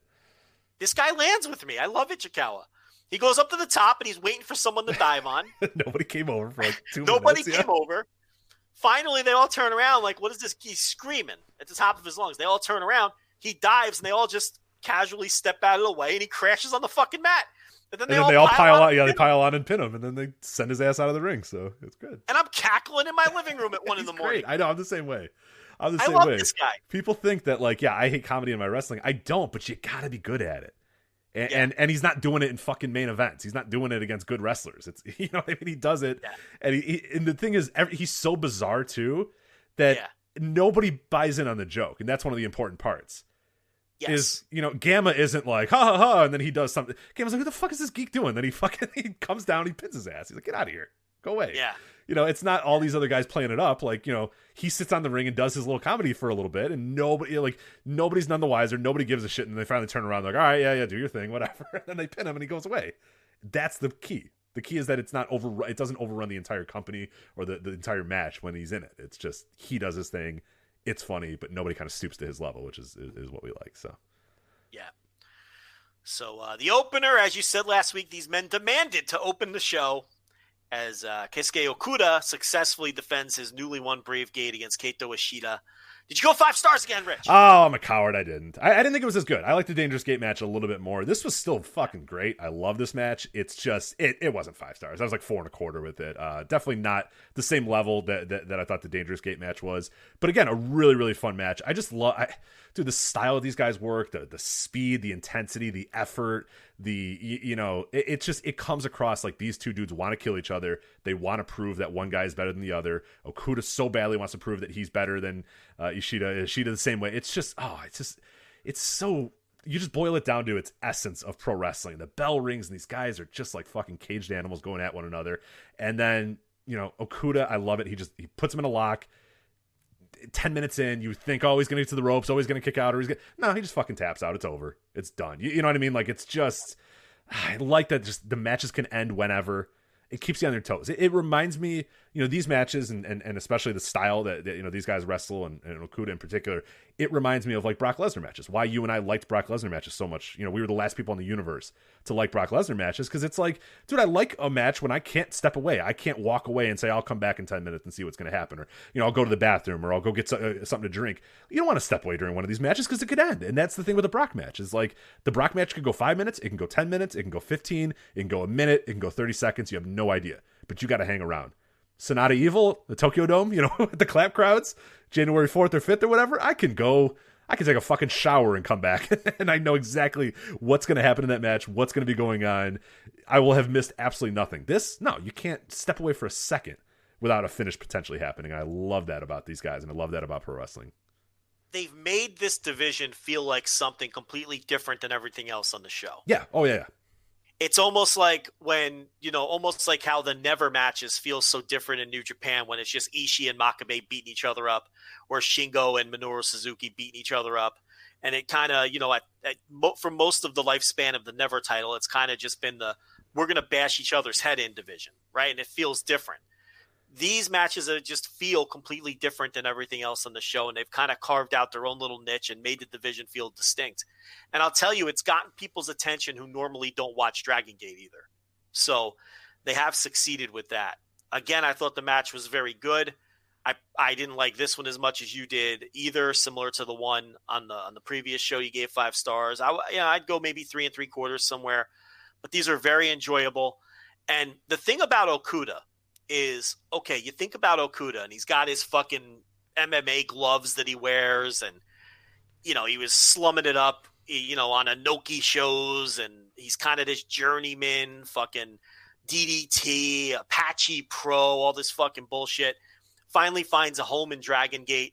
He's still in his 20s too. Did you know that? Yeah, he's 29. Yeah, he doesn't look 29. He looks a little older. He looks a little rough around the edges. I would have, if you had guessed it, if I didn't know this before and I hadn't already looked it up, I would have assumed he's like 34, 36, somewhere in that range. You know what I mean? Because he kind of looks that. That he's been around the IGF and all these companies, like you said. So he kind of feels like a guy that's probably been around for like 10 years. And then you were looking, it's like, oh shit, he's 29. Like, Jesus Christ, this company it's almost like an athlete, like a player that gets traded a lot or moves around feels older than a guy who's been with one team, right?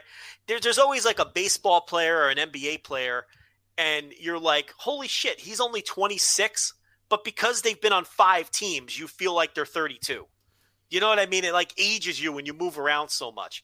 And that's kind of the theory here. Like, this guy's been a journeyman for years, just bouncing around these shitty promotions. And, he has pretty much found a home in Dragongate now. And, he's a regular. I mean, the last couple of years. And you forget he's still got youth on his side too. So just a disgustingly young promotion. And Kaito Ishida, someone dug up a tweet that you sent out in 2016, putting this guy over as a future stud. So pat yourself on the back. Yeah, I was kind of surprised. Yeah, that was a good one there. I said he needed to work on his hair. I said, man, he's going to be a star, but he needs to work on his hair. Also correct. He still, unfortunately, needs to work on his hair, but he is correct. A future star for sure, no doubt. And we dug up some good old Dragongate tweets. We found, a few years ago when we were trying to get Shun Skywalker booked for WrestleMania weekend because he was around and nobody would fucking book him. So yeah, he's the Dreamgate champion. So yeah, hope you enjoyed Swoggle and Priscilla Kelly, but hey, Could have the Dreamgate champion. Well, we sorted that out. They tried. The WrestleCon tried to book them. Yeah, they tried. Well, they did their work. I wasn't mad at WrestleCon. I was mad at. The problem was the WrestleCon guys were the only people that tried right, to book. Right. And then it's like no one else wanted to book the guy. And we tried to warn people that this was the next big thing. You want to get in on the ground floor. He's here. But, he's willing to work WrestleMania weekend if you guys want to use him. And can't find a spot for him. No, sorry. Yeah, we got Swoggle and the fucking camp dude. What the fuck? Whatever his name is. Oh, the Man Scout? Yeah, Man Scout. Yeah, camp guy. Camp guy. You're burying the Man Scout. All right. Yeah, we got Jake Manning and Swoggle, but yeah, we can't find a spot for Shun Skywalker. I will bury you for burying the Man Scout. He kind of fucking stinks. So, yeah, I mean, Ishida, he's been kicking around since 2015. I mean, when they find a trainee and they like them, they don't wait. You're 18, get in there. You're 19, go ahead, get in. You're ready, you get in there. And you're because he's only 24 now, so he debuted when he was 18 or 19 years old. Ishida did. He's born in 1995. Jesus Christ. Yeah. And they've got something with him too. I mean, it's up and down the card. And look, they're not all going to work out. They never do. Okay? But some of these guys will. And again, at minimum, every one of them has a chance to just be an excellent worker at minimum, even if they don't all become stars. And it's pretty clear that Shun Skywalker's on his way.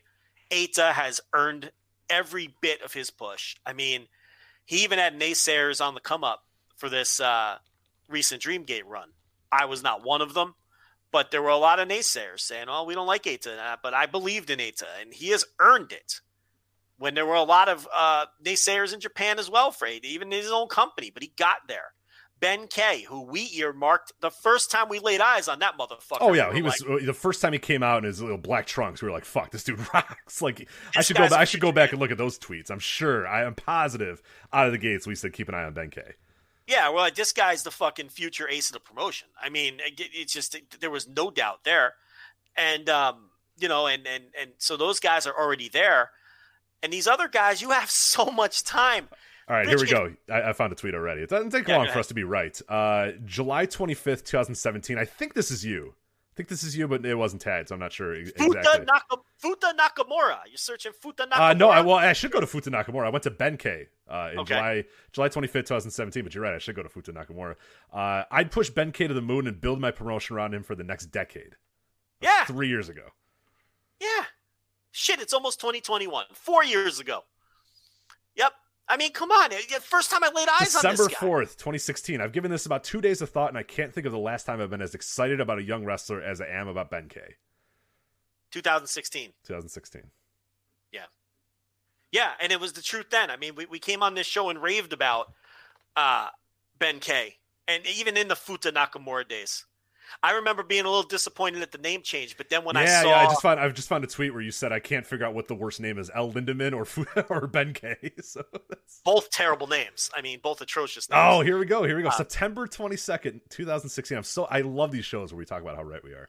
Futa Nakamura, favorite this, store the name away, a lock future superstar. Modesty aside, I have one of the best eyes around for this. Well, that was clear who that tweet is, untagged, but I think I have an idea of who may have written that tweet. So. That one might have been me. Modesty aside, I have one of the best eyes around for this. You're not wrong, because there you are in 2016 saying Futa Nakamura, favorite 15. This. Store this name. It's 16. Sorry, 16. 16. Either way. Yourself. Couldn't have been 15. He had like one match in December in 2015. So yeah. No, I mean, it's all modesty aside, I do have a great eye for this. I mean, let's be honest. I mean, see who's main eventing Dynamite tonight later on this Wednesday. If for another reason. But I mean, yeah, it's the first time you lay eyes on Futa Nakamura, you're like, that guy's going to be a fucking ace. There's no question about it, And you nailed Ishida, and a lot of these guys have potential. They're not all – listen, if they all become superstars, you're going to deal with one of the hottest promotions in the history of wrestling. It can't happen. It won't happen. Statistically, it cannot happen. But when you have this many young wrestlers that have a chance to be great, some of them are going to right. land. If they land with 50%, they've already done more than many companies can do around the universe, around the world. So, yeah, hitting on 50% is great. If they hit it even more, I mean, forget it. Yeah. Yeah. So, that was Kobe World. Any other thoughts about Kobe World? Not really. I'm excited about Dragongate, man. I'm anticipating. I'm ready for the next shows. This is something that I have not had, and obviously I haven't had in Japan, in New Japan lately. I have not had in Dragongate for a while either. But it's like, just cannot wait for their next show. All the building blocks are there, and you're just you're ready for that time to come and hit refresh and watch that show when it comes live. And for the English audience too, I think Jay is doing just an incredible job. And did you listen to the original like Jay and Larry Dallas stuff back like a year or so ago when they were first doing English commentary on Dragongate? My take at that time was Larry Dallas was shockingly good right out of the gate, and Jay, once he worked out the kinks, I thought was going to be good, but he was a little on the nervous side. Yeah. Oh no, it was clear that this guy, he didn't know what he was doing. He didn't know when to fill in what gaps. He didn't know when to talk, when to be silent, when to talk about the moves, when to talk about the history. It was tough. And we always say it is not easy. Everybody thinks you just plop your ass down and talk about wrestling and you're ready to go. What we do isn't very easy too. How many podcasts, how many people think, oh, I'll do a wrestling podcast and I'll be popular and do all this sort of shit. It's not easy either. It sucks. Like it's tough. 90% of wrestling podcasts are fucking terrible. Or they go away in like 2 months because it's fucking difficult. It's hard. They can't handle the grind. I mean, we happen to be great at this, but there's so many wrestling podcasts that are fucking horrendous. Absolutely.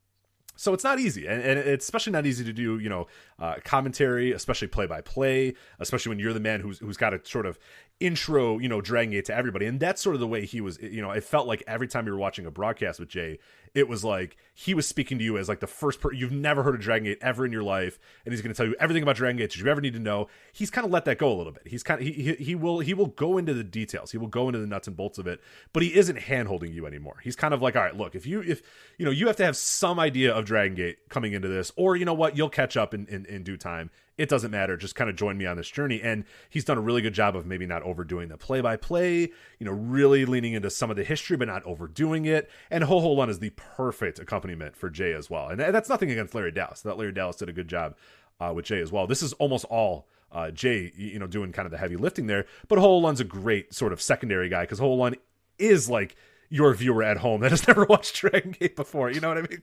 It kind of feels like he's never watched Dragongate before. Even though he wrestles for Dragongate. Right, but it helps because he is like why is that happening? And then Jay, okay, well, the reason that's happening, or whatever.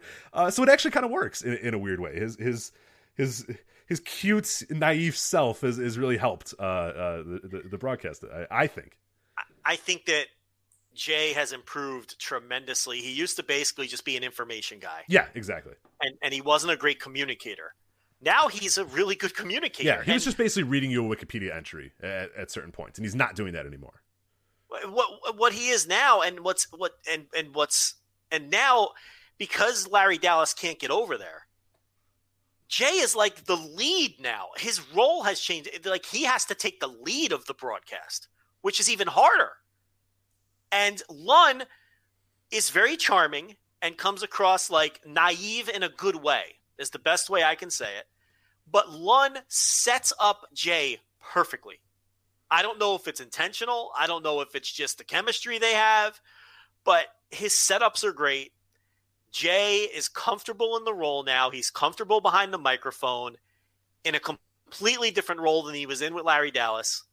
And he's also snarky at the right times. He throws in the little jokes that maybe go over the heads of 90% of the people watching. They go over my head a lot, but then Iron Mike Spears will explain it. And I'm like, that's fucking funny. I can't believe he said that. And it's like, he's just very comfortable. And it's oddly enough, it's one of my favorite broadcast teams at this point because you get all the information you need. And like you said, he doesn't hammer you over the head with it, but he knows when to fill in the information and how much to give you, as opposed to just inundating you with the information like he may have done early on with Larry Dallas. I think if you put Larry Dallas in there, that would be a great three-man booth because I think Larry Dallas could, be playful with Ho Ho Lun in all the right ways and bring something to the broadcast that those two aren't bringing to the. I feel like those three would have remarkable chemistry together. Oh, yeah. Larry Dallas kind of pumping everybody up, getting excited, loving the wrestling, one kind of filling in the gaps and asking the questions. And then, Jay just filling in those gaps with the information and calling the spots and calling the moves. Yeah, I 100% agree. That would be awesome. I think Dallas and Lund could have like weird, like Dallas would rib them, and they'd have good chemistry together. And, I really I feel like it would work well. And one day they're going to get Larry back over there. I mean, it can't happen now. But yeah, I'm glad you brought that up because I do think Jay has improved. I mean, tenfold. And it's like you saw you saw that he had the sort of the building blocks there. He just needed experience behind that mic. And now doing all of these shows, he comes off like a seasoned pro. There's just a calmness to his commentary too, where he never tries to get ahead of himself. He never gets overexcited at the wrong times. And that's a big problem with wrestling commentary. People getting too excited when they shouldn't, because he knows the promotion so well and he knows the beats and the tones of the matches. And, and so, you know what I mean? That's important too. Like he can sense when the closing stretch is coming or when there's an important sequence or when there's a big spot or something important. Whereas somebody parachuting in might not recognize the things that he recognizes. And I think that helps him make a good announcer as well. Where I think he'd be much better here than he would be if you just dropped him into All Japan. He wouldn't understand those beats and tones as well as he does when he's in Dragongate environment. So I think that helps too. Yeah, absolutely. Yeah, it's a great broadcast. So if you're trying to get in Dragongate and you want to listen to the English commentary, and I think they're doing English for the Final Gate. I don't know 100%, so don't quote me on that. But yeah, it's a really, really good broadcast. Like I'm sure they are. It's been a hell of a, I've really, really enjoyed it. I mean, yeah, they're starting to do even Corkins or whatever. I mean, as long as they're there and they have a camera and they have a mic, it looks like they're going to try to do it. So, they should, because it's great. And it really, I think, helps. It'll help you if you're kind of an early Dragon Gate listener, and it's just an enjoyable broadcast at the end of the day. I don't feel like I'm being, talked down to. I don't feel like I'm being, like I know more than the guys. And it's a really, really enjoyable broadcast. So it's made watching Dragon Gate that much better, even though, I don't care. Like I'll listen to I'll watch Dragon Gate. I'll watch Great Wrestling no matter who's talking. I'll listen to Great Wrestling. I'll watch Great Wrestling if there's no commentary, but it definitely helps if it's an enjoyable broadcast too. And they've done that. So that is Dragongate Kobe World. Again, if you want a full review, voicesofwrestling.com. Case Low did the review for the website. Also, the Open the Voice Gate guys went, I think, like an hour and a half or 2 hours just talking about Kobe World as well. So if you want more Dragongate content, Open the Voice Gate can do that for you. So, Joe, we'll move on the show. We should mention this is an ad-free, other than like kind of embedded ads or, preloaded ads or anything that you might hear. But as far as you and I doing an ad read, this is an ad-free show. So I think it's a good time to let people know that we have a Patreon as well. Is that true, Joe? Is that true? A Patreon? Yeah, $10 gets you everything, gets you the flagship live, gets you all the written content, gets any live content we do, like live instant reactions or anything along those lines. $5 gets you most of the content Rich is doing. What are you calling that? I'll just Best of the Super Juniors. I can't come up with kitschy names anymore. I'm just calling it fucking VOW Retro Best of the Super Juniors. So. Yeah, so you're going through are you going through all the finals? I'm going to do all the ones that are available on New Japan World, which is a good way, because people are like, but this one's on like Daily Motion and this, and I'm like, I know, but I don't want to do them all. Like, I don't have time to do them all. So it's good that only 10 of them are on New Japan World. That's I don't want to do every single one. So it's like 10 or so. I mean, it's all the major new ones, a few of the classic ones, the original one in 1988, which that episode is out. 1991, that episode should be out in the next day or so. I'm hopefully recording that the next day or so. And then, a lot 1994, 95, I think 97, a 5-star match from Dave Meltzer as well. And then kind of the big, more recent ones as well. I think from 2013 on are all on New Japan World. And there's some incredible. Hell, there's a match of the year, a Voice of Wrestling match of the year in that list as well. And some other ones that got near match of the year buzz as well. So it'll be really, really fun. And going through the history of New Japan Juniors, the history of the two wrestlers as well. And then kind of recapping and reviewing the matches as well. So it's going to be a lot of fun. I already have notes ready for a few of the other ones. And there's some really cool stuff to talk about with the series. So we'll do it throughout the month of December. Okay, so during the tournament, of course. Yes, of course. And we just did a great Hall of Fame recap show, Wrestling Observer Hall of Fame, talking about the results and breaking down the candidates that got in, breaking down the candidates that are going on the ballot next year, talking about sort of the Hall of Fame processes and how they've played out. And we did a deep dive on why the modern WWE candidates are struggling. I went on a 10-minute diatribe of why I feel like Kenny Omega 10 was an easy choice. I don't think it was 10 minutes, Joe.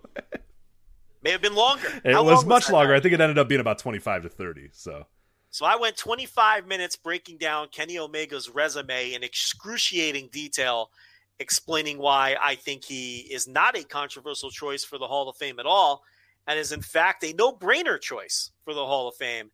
And I almost got Rich to completely come around on that with the information I provided. So you can hear that on the $5 tier. We also had a debate about Jun Akiyama and whether he was a sort of a how would you say, sort of a must-have member of like Hall a of no Fame. doubter, like your Hall of Fame no-doubter loses. or not a no-doubter. Yeah. Your Hall of Fame loses credibility if he's not in there. However you want to kind of phrase that. So we had a debate about that. We talked a little bit about some of the Lucha candidates that got in this year as well. So we went 2 hours on that, and we also did over 3 hours with Joe Gagne before the results came out for the Hall of Fame as well. So there's over 5 hours of Observer Hall of Fame content. Rich did a Q&A as well. So there's about 6 hours of Wrestling Observer newsletter. And I was going to do I'm still going to do it. I'm going to do a written Q&A as well on the Observer Hall of Fame, probably tomorrow, meaning Thursday, if you're listening live. So look out for that. And that's going to be for all price tiers. When I do those written Q&As, I open it up to the $1, $5, and $10 subscribers. You guys, I'll give you an hour to send in questions, and then I will give you written responses to those questions. So there is more Observer Hall of Fame content coming. This is a good time to subscribe because there's a ton of stuff on there. It's always a good time to subscribe. It is the $1 tier, $5 tier, $10 tier. $10 gets you everything. $5 gets you most of the content we do. And that's patreon.com/Voices of Wrestling. Indeed. Or voicesofwrestling.com/Patreon. Whichever one you want to do, we got them both. So, all right, let's, I wanted to bring this subject up to you, this topic up to you. I wrote an article at voicesofwrestling.com about this as well. And I know your answer, but let's try to at least discuss it a little bit, because I know the answer, and I 100% agree with you, and I agree with your answer. But this Sunday is supposedly the Undertaker's final farewell. He's retiring. Whatever this is, it's not a match. It's not a set. We don't know what the hell it is. We assume it's not a match. It might be a segment. It might be a promo. We have no fucking clue what the Undertaker's final farewell is this Sunday. But apparently, 30 years in, he debuted in Survivor Series 1990, and this is it now. 30 years down the line, they're officially calling it the final farewell for the Undertaker. And Joe, nobody gives a shit. It doesn't mean anything. It means nothing. And I know your answer is, well, he's retired 8 times already. He's had 15 final farewells. And I agree. But still, this is a moment, a company that purports to be a moment-creating machine. You know what I mean? We make stars and we make moments. They are trying like fucking hell to make this a moment, and Joe, is not a moment at all. Well, I think they say they're a moment-creating machine and think they're a moment-creating machine, but what they are now is just a content-creating machine. We've talked about that in regards to their television. It's just a matter of how much content can you pump out and how high can you get in terms of rights fees. I mean, that's what they are. Yeah. And that's what this is too. I mean, Undertaker, they did a whole month worth of Undertaker content in October. Right. Other than WWE Network content and Twitter content and WWE.com stuff and photo shoots and all that sort of stuff, that's what this all has been about. And you're absolutely right. And that's something that I tried to bring up in the piece as well is you look at it and on its face, yeah, it's a big deal. They've rolled out the red carpet. They're doing the 30 Days of the Dead Man, and there's 8 documentaries about him, and there's every WWE wrestler is doing a photo shoot where they look like the Undertaker, and WWE.com is doing a poll of the best Undertaker matches, and Twitter they're saying, oh, what are your, and all this sort of stuff. And dude, it is, and again, I'm not a super fan at this point of WWE. That's pretty obvious. You are not as well. But we run a fucking wrestling website. We know when stuff has buzz. We know when stuff has, people are talking about it. People are, maybe you and I aren't excited about WWE anymore, but we follow people that are. We know there is zero buzz for the last star of that generation, of the generation of when this company was whatever you want to call it. When this company was on top of the world, was the not only one of the best wrestling, the most profitable wrestling companies ever, but one of the biggest entertainment mediums for a long time too. I mean, they were there in 98, 99, 2000, 2001. Like, this company was it. They had a fucking restaurant in Times Square. They had a fucking reality show, the Tough Enough. They were running a football league. They had a whole new TV show. Like, everybody wanted a part of wrestling at that time, and WWF at that time. And this is the Undertaker. This is his final. This is it for him, presumably. Again, big quotes there. Presumably, they're trying like hell to make this. This is the legend, the Undertaker. This is his final thing, and it's just not resonating whatsoever with anybody. Well, because they've done it 100 times. How long ago was it that he limped up the WrestleMania entranceway with Triple H and Shawn Michaels? Was that like 6 years ago? Oh, geez, I thought you were going to bring up the Roman Reigns one where he left all of his gear in the ring. No, yeah, Jesus, what was that one? 26? WrestleMania 26? Am I right, or is it 20? Yeah, hold on. Let me get the exact year, because it was the last triple. It was the second Triple H WrestleMania. Okay, I think that would have been because they did the two. So 20. Yeah, where Shawn was the ref. Yeah, right. Yeah, I think that was, man. What was that? That was 2012. I want to say So it was like 8 years ago. Right? Yeah, 2012. The Hell in a Cell with Shawn Michaels. Yeah. Yeah, so he limped up the rampway with those two arm in arm, and it was that's right. They did the arm in arm. Yeah, right. And that was like symbolically, okay, this is the end of the Undertaker. And that was 8 years ago. And there may even be one book prior to that where it was like, this is the end of the Undertaker.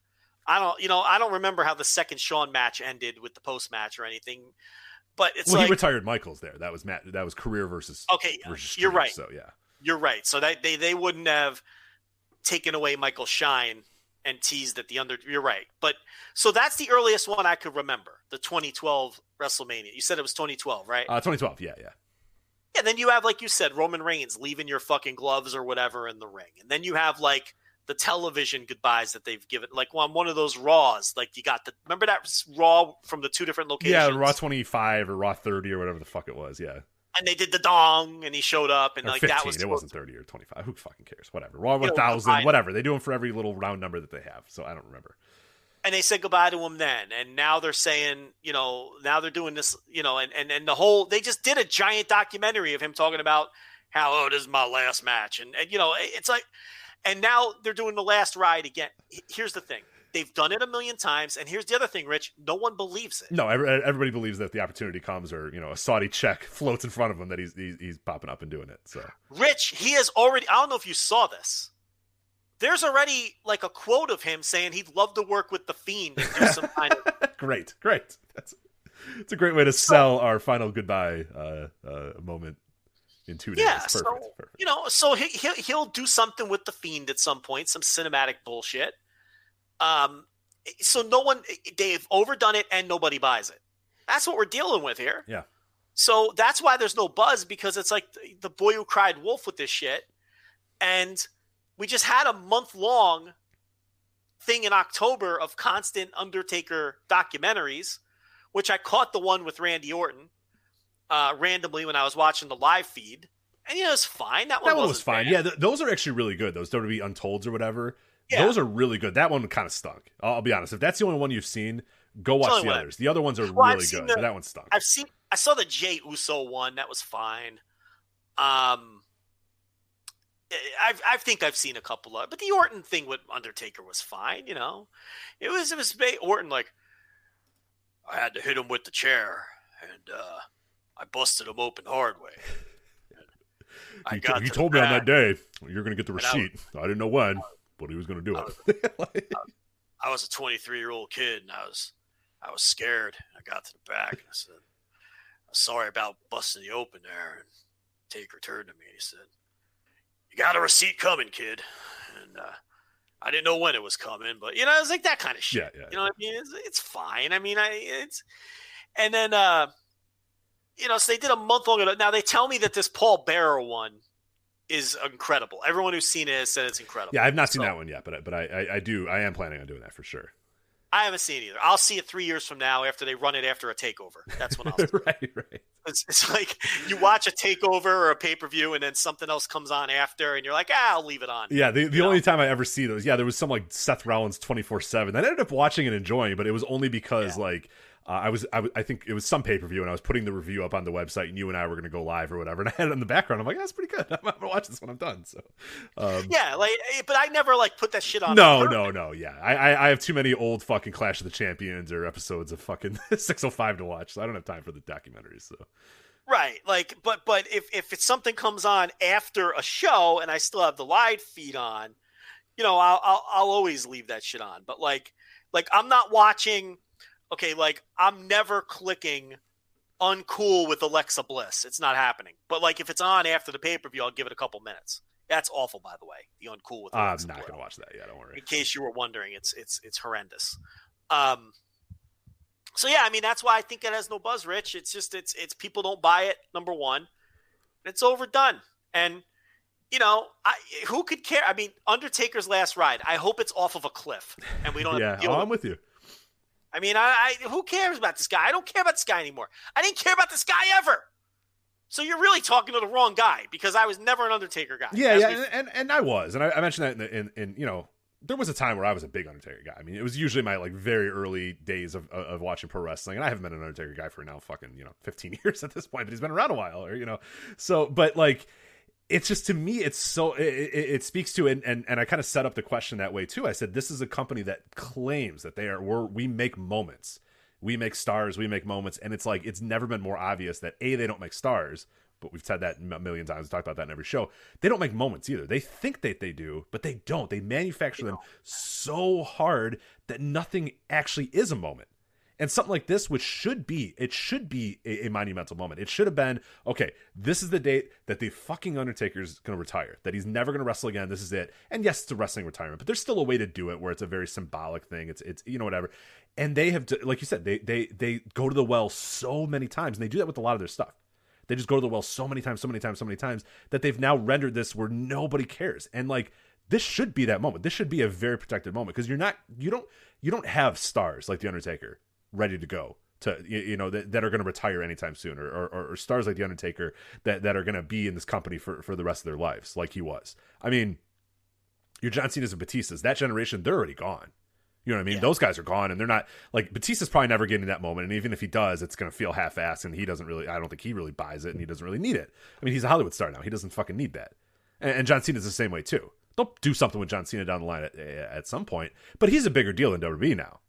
It'd be them kind of catering to him, as opposed to it being a symbiotic thing or whatever.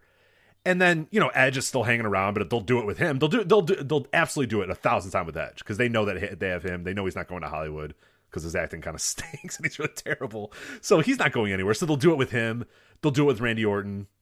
But that's it. And those again are forced. Nobody actually buys that. Nobody's really going to be crying because Randy Orton's having the final RKO or whatever the fuck. You know what I mean? No one's going to give a shit about that. I think it's funny. I know it was different and it wasn't the same kind of deal, but remember they said goodbye to Dean Ambrose about 6 or 7 times? Yeah, he's like, all right, whatever. We were showing house shows. Remember that? We were doing house shows. Yes. The tour, the Dean Ambrose farewell tour. And it's like, what? The house show from Des Moines, Iowa that they showed, or whatever it was. And it's like, it was so funny because when he did the podcast with Wade Keller, he brought it up. He's like, I don't know, man. They had me say goodbye 4 or 5 times. By the end of it, I'm like, how many times can I hug Seth and Roman? How many times are you going to make me go out there and wave goodbye to the crowd? He's like, I'm not saying goodbye to them. They're going to see me next month at AEW. It's just stupid. They had him go out there. Legitimately, how many was it? At least 4 or 5, right? Somewhere around there. Yeah, somewhere around there for sure. It was pretty ridiculous at a certain point. Yeah. We were laughing. I remember us laughing about it. What do they do? Yeah, the Des Moines house show. The Shield's last stand or whatever the hell it was called. So. Yeah. He's like, I felt stupid. They kept making me go out there. And I'm like, all these fans are going to see me in 2 weeks. He's like, why am I saying goodbye? Because that's just the way he thinks. He's not he's like, why? I'm not saying it. But I think that was more them trying to say, this guy's dead. He's finished. Yeah. Right, You're never going to see him again. That was more, and kind of kissing his ass too. kind of trying to tell him, all right, you'll be welcome back, or you can reconsider this. We appreciate There's still time. Yeah, there's still time. And also telling the fans he's done. He's finished. He's going away. He's never going to wrestle again. Forget about him, because they knew he was going to land where they didn't want him to land. So his was a little different. But, yeah, they you can't force these moments. I mean, sometimes you can manufacture a moment and it works. Other times it just kind of has to fucking happen, Right. And it's never organic anymore with them. So, and I think that even their own fans understand that. And that's why there's just – because like you're saying, this isn't just our smarky fucking circle of people who don't give a shit about this kind of stuff. It's no one cares about this. There's no buzz for this. We'll talk about the other matches here on Survivor Series. The Battle of the Brands, Joe. I know you're itching to talk about Team Raw versus Team SmackDown, and don't worry. I'm all prepared to talk about this. Let's go. Yeah, you watched your 3-hour Raw. You were ready to go. Can I explain to you how bad? Like, I know we do this once every 2 months. Every time I watch a Raw. It somehow manages to get worse and worse utterly every atrocious. time I watch. Yeah, it is atrocious. It's an atrocious television show. It's not even. It goes beyond wrestling. It's not a wrestling show anymore. I'm ready to say that. At this point, I'm sitting there watching Raw, and I'm watching Miz and Morrison do this awful comedy routine with Drew McIntyre, and it's just this weird studio thing. It is a really, really bad 3-hour studio variety show with some live action mixed in. That's the best way I would describe it to someone. If someone came from the planet Mars or came out of a coma that they've been in since 1790, and they were like, what is pro wrestling? What is Monday Night Raw? That's how I would describe it. A really bad 3-hour television show with live action spliced in between to break up the wacky segments. It doesn't even resemble wrestling anymore, And some of the people there are good wrestlers. There's no doubt about it. They have a lot of good wrestlers. But what they present is no longer pro wrestling. I don't know what the fuck it is, but it's not pro wrestling. It's so bad. I don't know what would compel anyone to sit down in front of their TV and watch this for 3 hours every week and then watch 2 hours of SmackDown. Yeah. And we always talk about those people that maybe jump into the show for the first time ever. Imagine you're either you see WWE Raw on your thing, or you're God forbid you're flipping around, but even I don't think people flip anymore. I think you just find it in the guide. So you see it in the guide, and for some reason you're compelled, hey, WWE Monday Night Raw, let me see what this is. And you jump in on Drew McIntyre with his sword. Oh, let me describe Please this. Describe this, because imagine, okay, describe this in as much excruciating detail as humanly possible so people can really understand what you as a first-time viewer would see. If I know nothing about wrestling, I know nothing about Drew McIntyre, I have heard of wrestling, I know Hulk Hogan and Stone Cold Steve Austin and The Rock, but I see WWE Monday Night Raw, and I go, you know what? This Monday Night Football game's not working for me. There's nothing on TV. I've watched all my Netflix shows. Let's see what WWE Monday Night Raw has for me, and you pop up Drew McIntyre coming out for his match against Randy Orton. They did Drew versus Orton for the title, hour 3, which speaks to what we talked about. We were right again. Yeah, we were right again. So, but yeah, I mean, you're going to see more of this on all of these shows. And the third hour this week actually grew a little bit from the second hour, which you never see. I mean, the third hour always drops huge from the second hour. So as you could see, they're going to, this worked. Yeah, which is historic, by the way. That's been going on. I mean, remember back in the days when they would stack Enzo Amore in the third hour? Because he was like the only guy that would get the third hour. Like, that's how far back we're going with these. Yeah. And then somewhere along the line, they just said, fuck the third hour. And they'd put Ronda Rousey in like the end of hour 2. And then the third hour would just be a bunch of dorks and geeks or whatever. Just let it die. Yeah. And it's like, so it worked putting the title match there. And of course they did the title change, which was that had the least buzz of any world title change I've ever seen. Oh, no, you're going to upset. Oh, Joe, you're going to upset the Reddit folks again. So the mutants are upset. No, but you know what? We really only upset the guy who started the thread this time because everybody else defended That's true. us. Yeah, that's true. Everybody else is like, why is this? I mean, they suck. What are you talking about? Which is an interesting term. Like, so. this title change did suck and have no buzz and nobody cares. And it's just a tweet. Why are you posting the tweet? So, they set that up. But earlier in the show, Sheamus, for some reason, tells Drew McIntyre that he has found a Scottish Claymore sword. And he's presenting Drew with this sword. Now, these two men, of course, I think Sheamus is a heel, in fact, Although I'm not positive with that because it's hard to tell these days what any of these people are. So he gives Drew this fucking sword, right? So Drew comes out for his entrance an hour later with the sword. He holds it up to the sky like he's fucking He-Man, Master of the Universe. And while this is happening, I should note while this is happening too, there's like an ungodly amount of crowd sweetening and noise. They're just like, yeah, it's so loud with fake crowd noise. It is unbearably loud. Rich, it's not just the fake crowd noise; it's the bagpipe entrance music on top of the fake band. Right. So it's just this awful combination of irritating Just sound. audio, yeah, just an audio fucking diarrhea in your ears. It's just things are happening. Yeah, like, and then God, Yeah. damn. Yeah. And you can see the Thunderdome that no one's reacting to Drew McIntyre. This guy is not over. Nobody gives a fuck about Drew McIntyre. Are those even live anymore? Or I think they just put them in the can. I forget if they're actually doing that. I don't even know if they're doing the Thunderdome people anymore. People's faces looking bored Yeah. at Drew McIntyre. But meanwhile, you have all this crowd noise and you have the bagpipes playing. And it's just terrible collection of sound, but it gets worse because he lifts this sword up in the air like He-Man. And then he stabs the stage with the sword, right? He stabs the stage. And when he stabs the stage, it sets off fireballs all over the Thunderdome arena. And now he's coming to the ring. Oh, and Byron Saxton goes, "Whoa!" Yes. He's just like, "Oh my God, this man made fire!" So Drew McIntyre has a magic sword which creates fireballs when he stabs the stage. There's bagpipes playing, crowd sweetening, and now you've got like this from the fireballs. All of these sounds together, it's like ear-piercing fucking just a collection of fucking shit sounds. And Drew coming to the ring while the announcers are putting over his magic sword. So now even Drew McIntyre has a magic sword that he brings to the ring and stabs the stage with, which then creates a flume of fireballs inside of the Thunderdome. 30 minutes after we had to sit through a Firefly Funhouse where the Fiend was doing karate moves. Who would turn this show on and ever leave it on again? I don't know. Clearly not many people. Not many people. Not many people. Less than ever. Yeah, less than ever. Yeah. It's so bad. It's not wrestling anymore. It really isn't wrestling anymore. I know I said this months ago, but I'm going to say it again. Vince McMahon has been spending decades telling us that what he does isn't pro wrestling. It's time that we started listening to him. Just believe him. He's telling the truth. You know, don't fight that. Be like, okay, I agree, sir. Whatever this is, it isn't pro wrestling. It's horrible.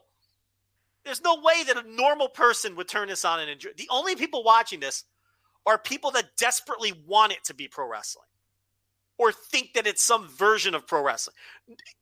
Normal people are never watching this weird man with his magical sword create fireballs. It's awful. But we have a new world champion, Rich. You fired up about that. Oh, cannot wait for the Drew McIntyre run.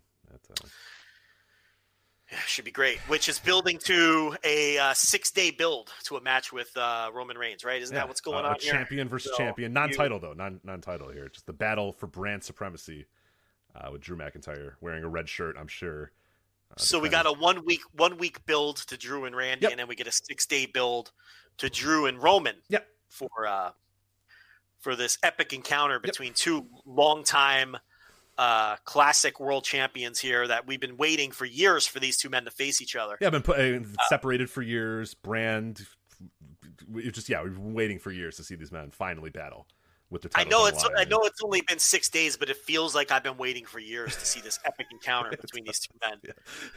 So, they fucking stink. Drew and his sword, Roman and his table. Will he bring the whole table out there? Afa, Sika. God, this company the fucking Usos, stinks. Head of the table. It's terrible. He'll have the lay on too, you know. Irredeemably bad. It's so bad. It's so bad. So the thing I was joking about too, my favorite part about Survivor Series is that, you know, and we know they're dorks, we know they're geeks, they're going nowhere. But why does Retribution not have a match on Survivor, right? Like, wouldn't that be, in the old days, this unit would come and they would have a match at Survivor Series, right? They're not on Survivor Series at all. Rich, they beat Team Raw on Raw this week, though. Right.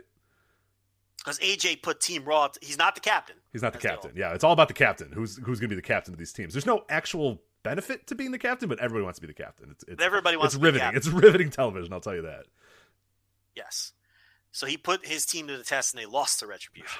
So, what are they going to do when they get in there with Team SmackDown? Yeah, they better shape up or ship out, because it's Team Raw, AJ Styles, who's been on Raw for literally 3 weeks, Keith Lee, Sheamus, the man who gifts the swords. Does he have a sword too, or does he just gift swords? No, he just, I guess because he comes from the same general region of the globe, he's the one who found Drew's sword. Was it from like a rock? Is this like a King Arthur situation, or was it just like a family heirloom that he... I think they just think Ireland and Scotland are the same thing. Okay, that's pretty much what. Remember last week how you said they'll probably bring in a Korean guy and just say that he's Chinese or something? Yeah, because they don't care. It's the same thing. Like Ireland and Scotland, it's close enough. So we'll just have the Irish guy give him the sword. Braun Strowman is on this team as well, and then Riddle. Yeah. Riddle gives everybody wacky nicknames now. Did you know that? That's his thing. He gives everybody a wacky nickname. So and they all say stop with the nickname. Strowman goes stop with the nicknames, man, and then hilarity ensues. So that's the deal. And they're all mad because AJ thinks he's the captain. Yeah, he's not the captain. Not the captain. Come on, Braun Strowman's the captain, or Keith Lee is the captain. Someone's the captain, but it's not AJ. I'll tell you that. AJ says I am the captain now. It's like I'm waiting for them to do that. How have they not done that? Because Vince McMahon has never seen that movie. That's like a classic movie line that they look at me, I am the captain now. Like you have everyone fighting over to be captain on all these teams. They haven't done that line. That's one that would actually get a pop. I don't know. So Team Raw has been pure comedy. They face Kevin Owens, Jey Uso, who's not the head of the table. Not the head of the table. He's at the table, but he's not the head of the table. But as you predicted, turned heel a week later. I really thought they would stretch that out a little more. So they literally stretched it out for 6 days. So King Corbin, Seth Rollins, and the always dangerous TBD, Rich, is on that Team SmackDown. People love this Roman Uso story. They think it's Academy Award winning shit. Just high art, wrestling at its finest. It's like, I mean, God. And I don't like shitting on things on purpose that people like. We could do you could do that for this, because this is fucking trash. But I mean, it's really not as good as people think. I mean, it's the two most overrated matches you'll ever see in your life. These two guys just bantering at each other. I mean, we've been over that. Now Roman's doing a good job. I mean, he's more interesting than he's ever been. Oh, for sure. No doubt. I mean, this is probably the role he'd been born to play for years and years and years. For sure, because he kind of always kind of has a dick-ish look to him. So, I think he's doing great stuff. But of course, as like him subtly talking in a match has now been the subtlety hammer that we talk about with WWE is now just fucking. Yeah. I mean, they now his matches are that he talks, as opposed to just kind of including it a little bit in the actual matches and stuff. So. Well, Rich, this is not pro wrestling anymore. Yeah, you're right. No, it is. Yeah, you're absolutely right. Yeah, we've been fighting that for years. We've been fighting that for 20 years at this point, and you're absolutely right. It's now time where we just kind of consider it not wrestling anymore. So yeah, it's just not pro wrestling. It's I don't know what it is, but it's not pro wrestling. What it is just bad. Nia Jax, Shayna Baszler, Lana, Lacey Evans, and Peyton Royce versus Bianca Belair, Ruby Riott, Liv Morgan, and 2 members to be determined, because they just planned this stuff out so well that we're 3 days before the event and we still don't know who's on these teams. Why is Lana? I don't know why we're doing this. You're gonna make me try to explain why Lana gets put through a table for the last 9 weeks in a row? No. Oh. I want you to explain why she's on this team when Nia Jax clearly has no respect for her and doesn't care about her and thinks she stinks. Why is she even on the team then? Didn't she win a qualifier? So she has to be on the team? She won a qualifier. Even though Nia Jax puts her through a table every week? She won a qualifier. All right. I have no clue. The better question is, okay, they couldn't wait to break up Peyton Royce and Billie Kay, which is fine. Whatever. They stunk. They were garbage. Yeah. So they just immediately put her in a tag team with Lacey Evans. It's like, what are you doing? Yeah. It's like breaking up the Rockers, then putting Shawn Michaels with, like, insert like the Red Rooster. It's like, Shawn Michaels, Terry Taylor, here we go. And it's like, what? Like, no, you break them up because you're going to do something with one of them. You don't just break them up and then have them go to other teams. Well, you can't do anything with either of them independently because they're... Then don't break them up. Just have them be a shitty tag team that people pretend they're good. I agree. Stop yelling at me. I agree. Just have stands pretend that they're good when they're actually fucking trash. Well, the thing is, like, at least Royce and Kay were entertaining outside the ring and had good chemistry. What's the point of teaming Peyton Royce with Lacey Evans? Like, where's that going? They have no chemistry. They're not entertaining. They're not good. So what's the point? Just keep the other two together and let them be a fun, entertaining prelim act, which is what they've always been. It's another thing people argued with us about. They were a fun little entertaining prelim act. So I agree with you. What are we doing? The next match is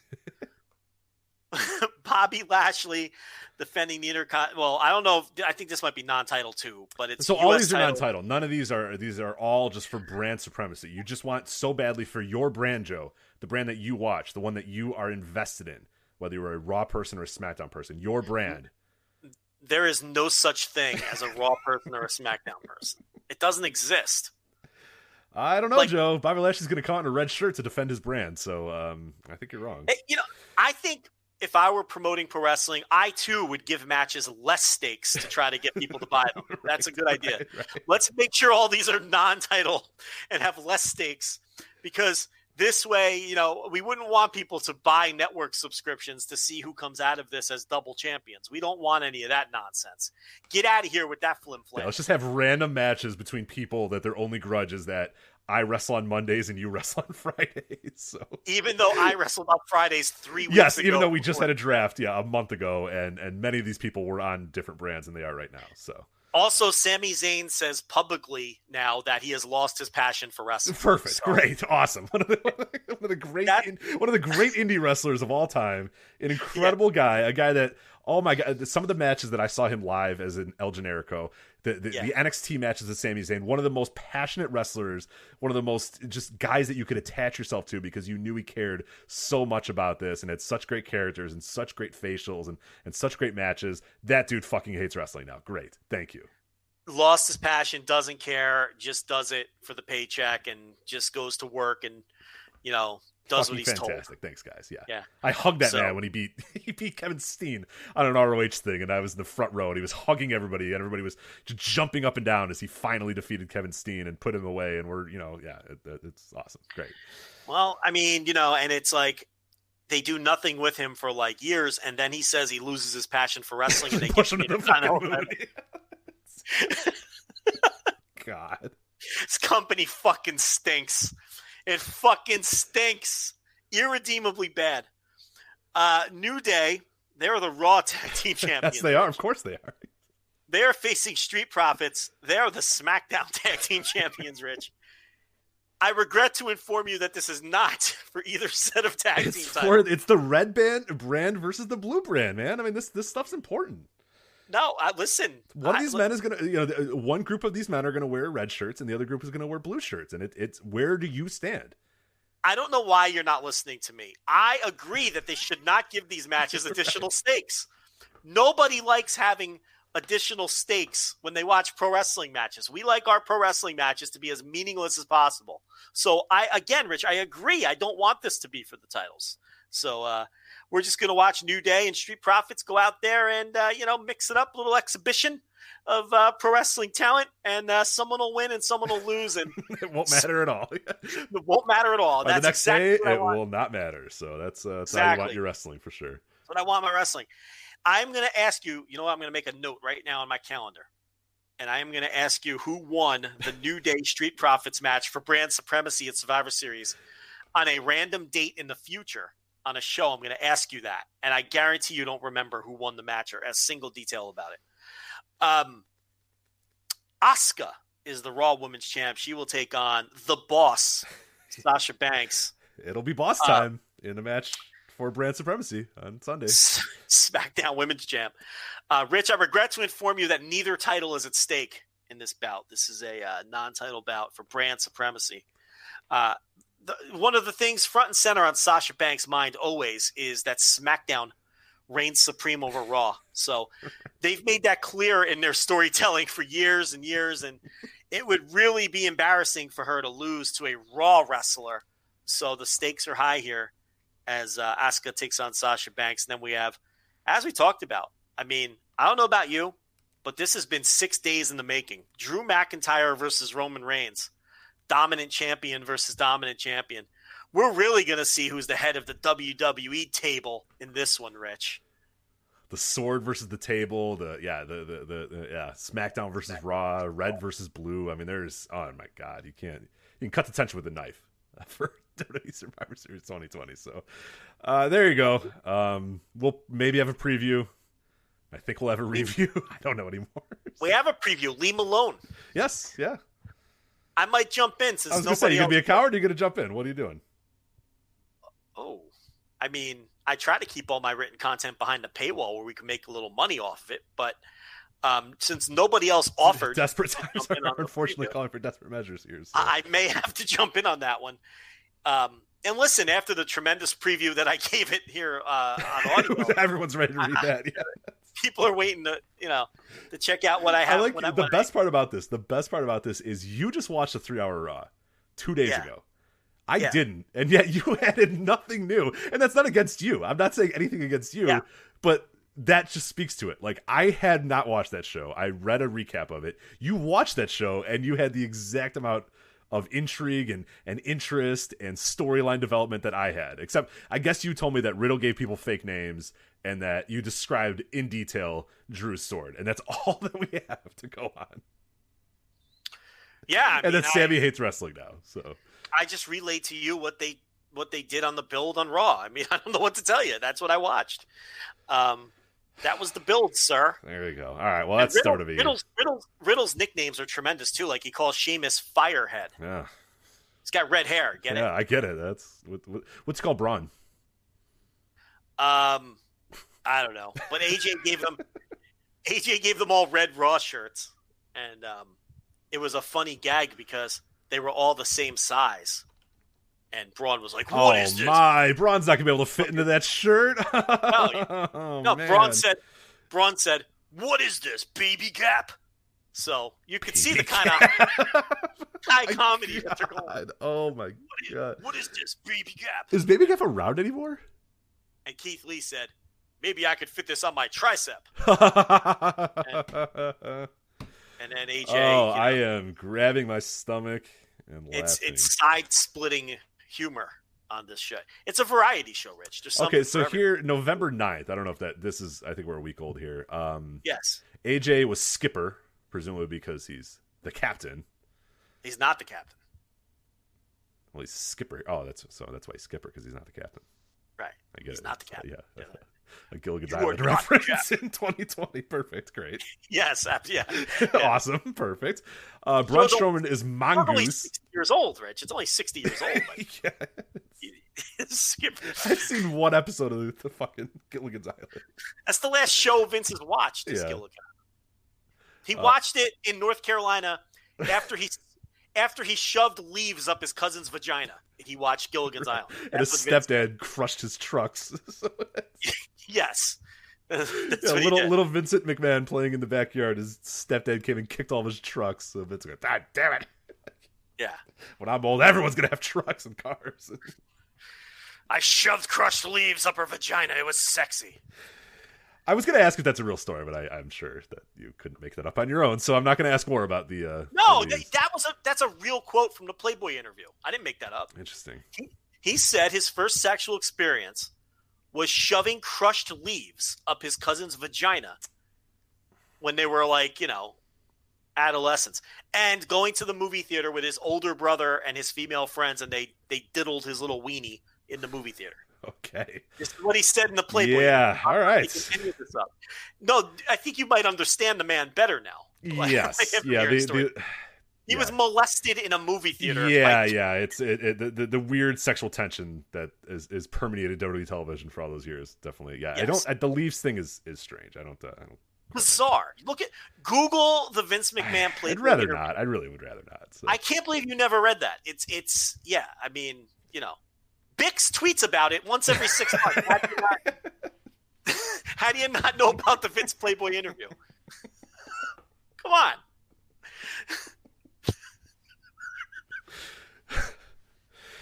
Oh God, Broly is Keith Lee's nicknames. Broly and Sheamus is Fireface. What is Broly? Broly. There's some weird racial tension with it. I'm sure. I just don't know what it is. So no, well, Riddle, not Matt Riddle. Riddle calls people bro. No, I'm aware of that. Yes, but why is he Broly? Because he calls people bro. So he has no good nickname for him? He's got these great nicknames for all these other people, and then he's got Lee. Broly. Rich, none of them are great. Okay. What are you talking about? He calls Sheamus Firehead. Fireface, actually, is what this thing says. So. I've got a 3-year-old in the house who would have came up with that. It's because the man has red hair. I mean, it's like none of these are great. So you're thinking... Of course, Bro Lee is as simple as it comes across. He says bro, and the man's name is Lee. There's nothing else to it. I know you wish there was.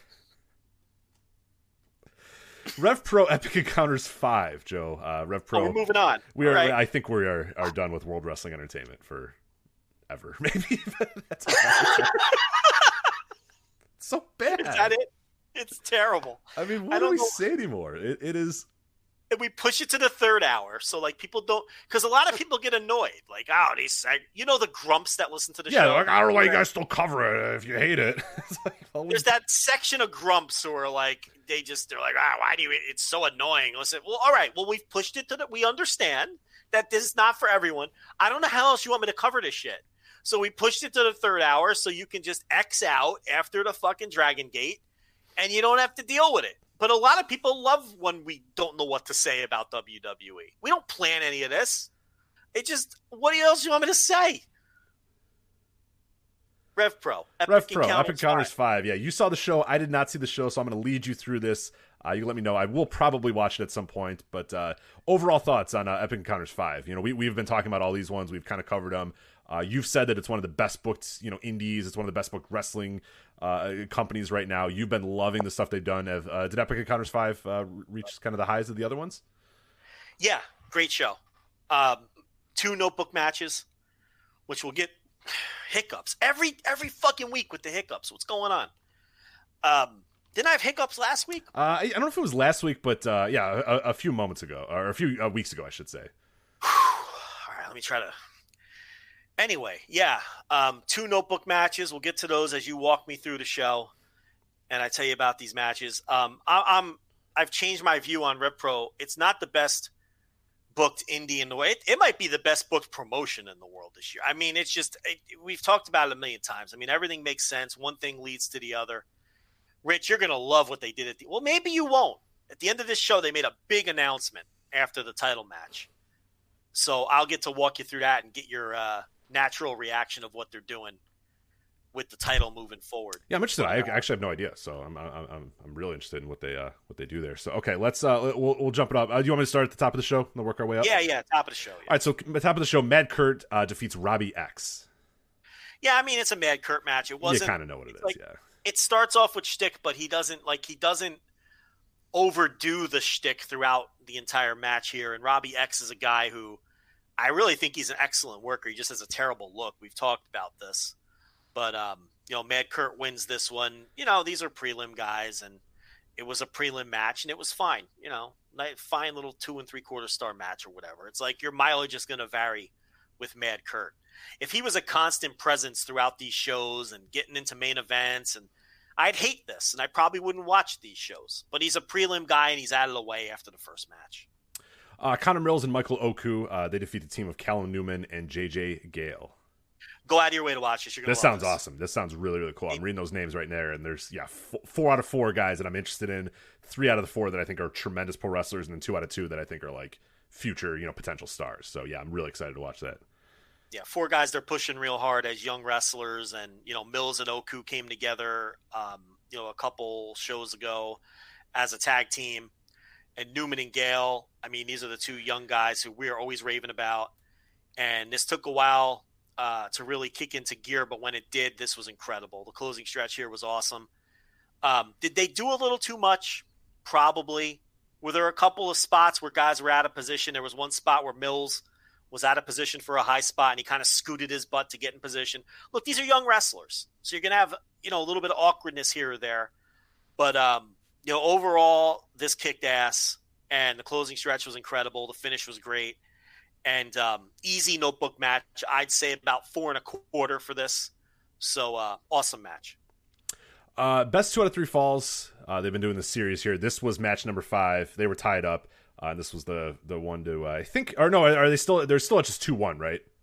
No, this is it. This is it. So this was 5. This was the last one. Okay, I misread my own notes, but here's the confusion. This was match number 5, but it was 2 out of 3 That's falls. right. That's right. It's best 2 out of 3 falls of a best of 5 series. That's where I got screwed up. Brendan White defeats Kenneth Halfpenny, 2 falls to 1 to end the series and win the best 2 out of 3 falls match here. And if you've watched all 5 matches, then, oh, God, loud text. Did that come through? It did, yeah. I thought you were, like, shaving. I was like, you can wait 4 minutes if you want.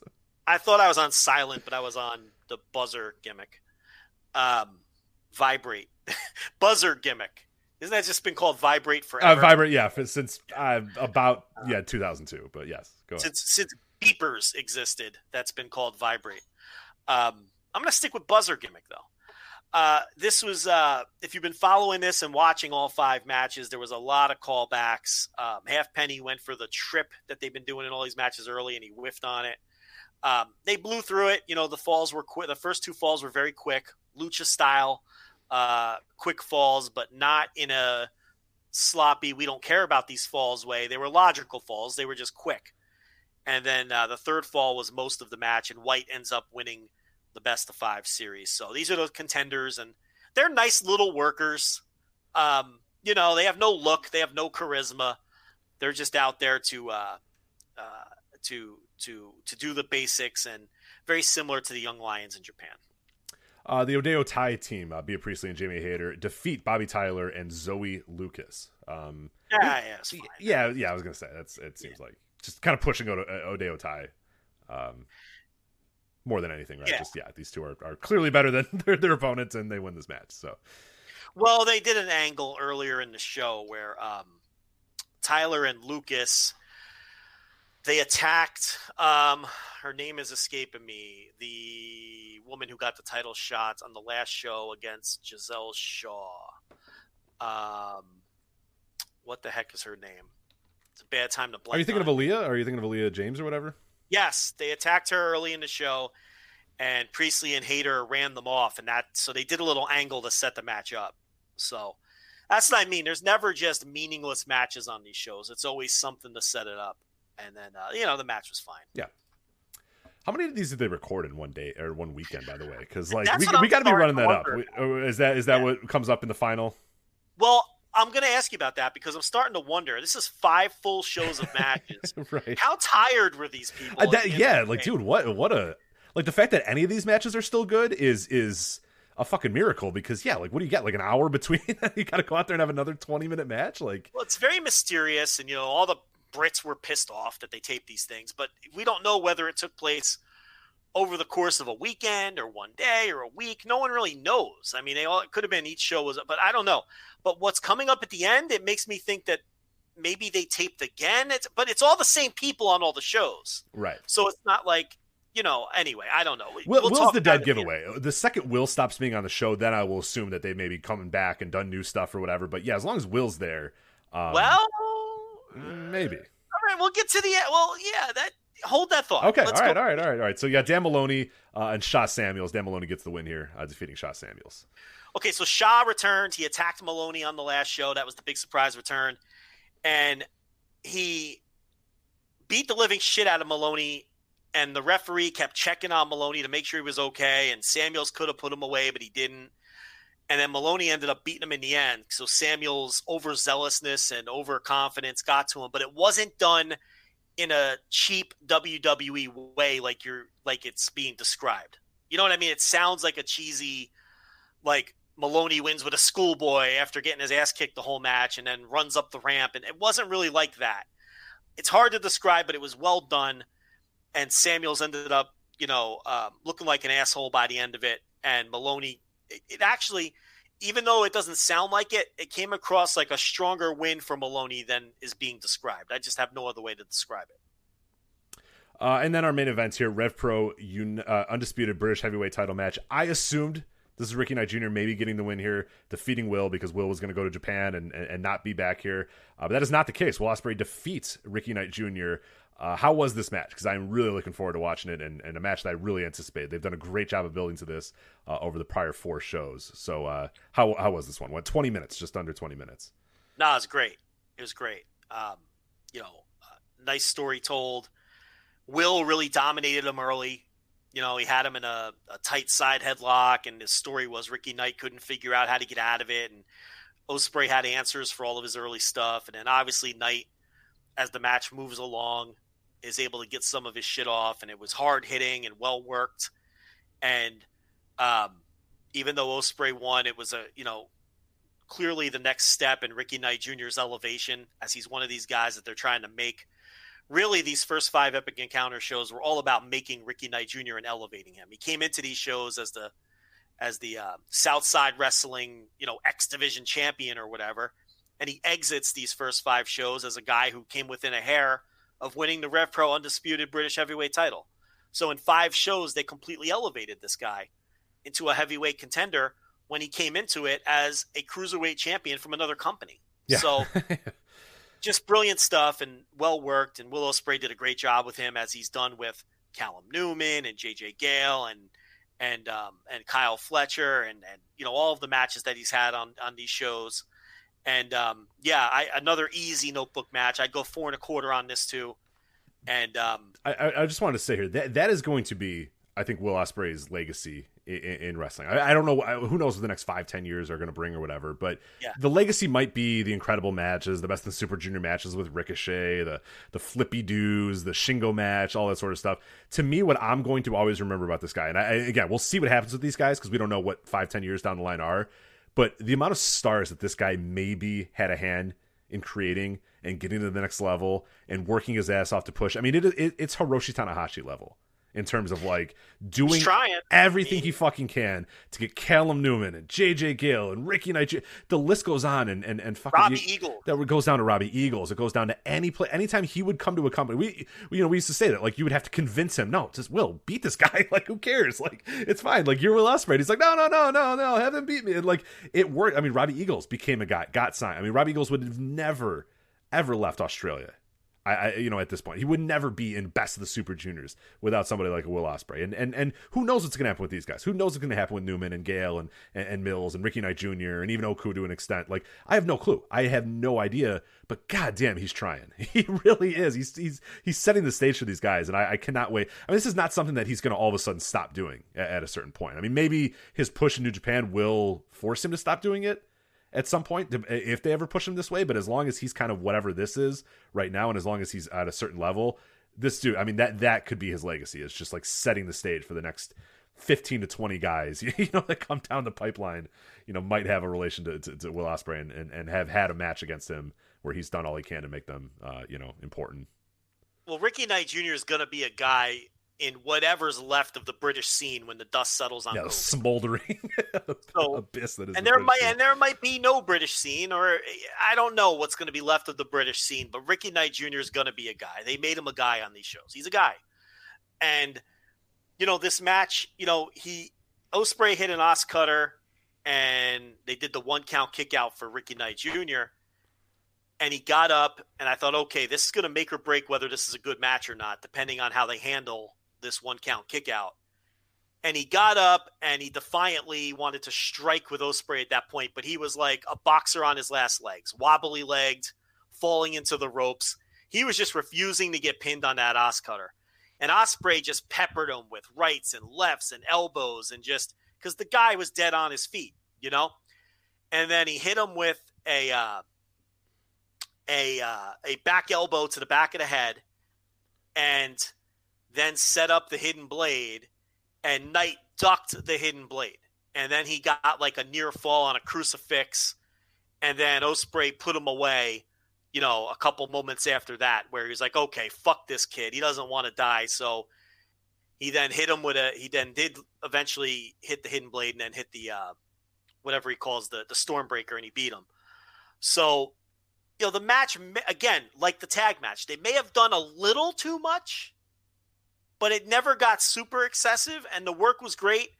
And that 1 count kick out, and that's everything that happened after it, is kind of what made Ricky Knight here in this match. So it was very well done from that perspective, even if I didn't like him ducking the hidden blade. I think he should have just lost to the hidden blade instead of ducking it. And when you watch the match, you'll see what I'm talking about. But still a great match. And the post-match is what was interesting because Ospreay cut the promo as Ricky Knight was being carried out by the handlers. And he said that he's beaten everybody now. And there's no one left to face. So there's going to be an 8-man tournament, double elimination for the Southside heavyweight title. Okay? And the winner of that tournament is going to be the Southside heavyweight champion.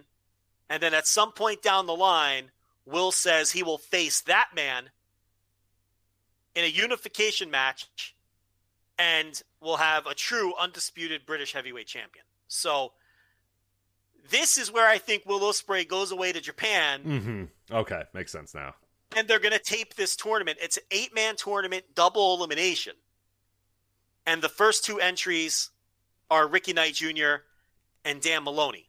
Because, well, I got ahead of myself. Because then he's cutting this promo on Ricky Knight Jr. and explaining to him that he can enter this tournament if he wants another crack at him. And then they, begrudgingly shake hands, right? So they get Ricky Knight Jr. out of there. He's holding his head. He's dead. And then Will Ospreay's music hits, and he's celebrating. And then Maloney attacks him. And then Maloney hits him with, his pile driver finish and everything. And then Maloney announces his intentions to also enter the tournament. So the first 2 entrants of the tournament are RKJ and Maloney. We don't know who the other 6 guys are yet. But it's going to be double elimination, 8 guys. It starts on December 5th. So I assume that's an air date. And that's coming up in a couple weeks. So I think they probably filmed this while Will was in Japan because he doesn't need to be on these shows. Right. Okay, that makes all. Because I was wondering when we were going to get to the point when this weekend or this day or whatever the hell marathon of tapings ended and they started doing new tapings. But I think we finally got that. I assumed that it was going to be this, that the end of kind of the Will arc was Ricky Knight Jr. beating him, but I don't mind that. I actually like that because I don't think there's anybody that has reached the level. It would be way too early to give the title to Ricky Knight Jr. and there's nobody on the roster that is ready for Will right now. So that's perfect. He goes away for a little bit, says I beat all you geeks or I beat all you guys or whatever. Not geek. I mean, obviously he does a great job building those guys up, but I beat everybody. So I'm going. I'll go away for a little bit. You guys figure it out when you're ready. When you have somebody who's ready to challenge me, they can come and face me, and that then would be a great moment, provided they do a good job and get to that point. That'd be a great moment for that person, whoever it may be, to knock Will off or whatever they do. But yeah, I like that. That's kind of cool, actually. I love that sort of, in a way, episodic, but also in a way like you know where you're going because you're basically filming it all in one weekend or whatever, which is cool. That lets me know that they care, and there's so far they're 5 for 5 in terms of, to me, I haven't seen the show, but the way you're describing it, 5 for 5 and telling really good stories with these top parts of the card and with these up and coming stars. So I'm excited to see the second batch of tapings. I have no reason to believe that all of a sudden they're going to turn into total horseshit. You know what I mean? No. Look, from a logic standpoint, this is the best booked promotion in the world, to me, this year. From a logic standpoint. Now, you can't base it on business or anything. These are empty arena shows. We don't know. You know what I mean?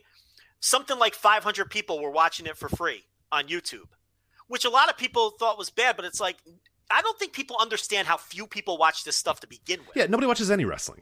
There's okay, I'll give you an example. There's the last Noah Corkin show was on a Bema for free. And the main event had 1,200 views. Worldwide free. Noah. Main event. Corkin Hall. 1,200 views when I watched it. A week after the show happened. So it's not like it was the next day. A week later, it had 1,200 views.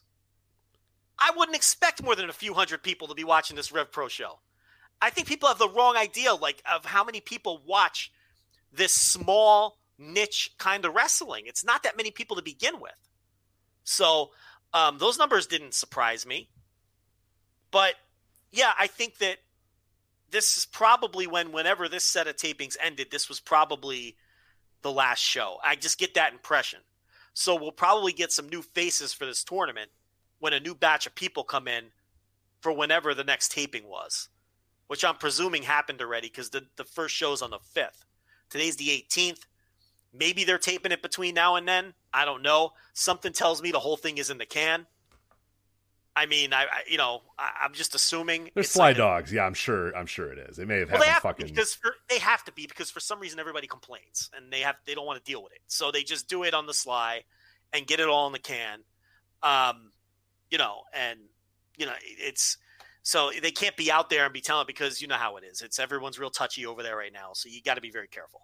But so I'm interested because they did say, we're going to try to bring in.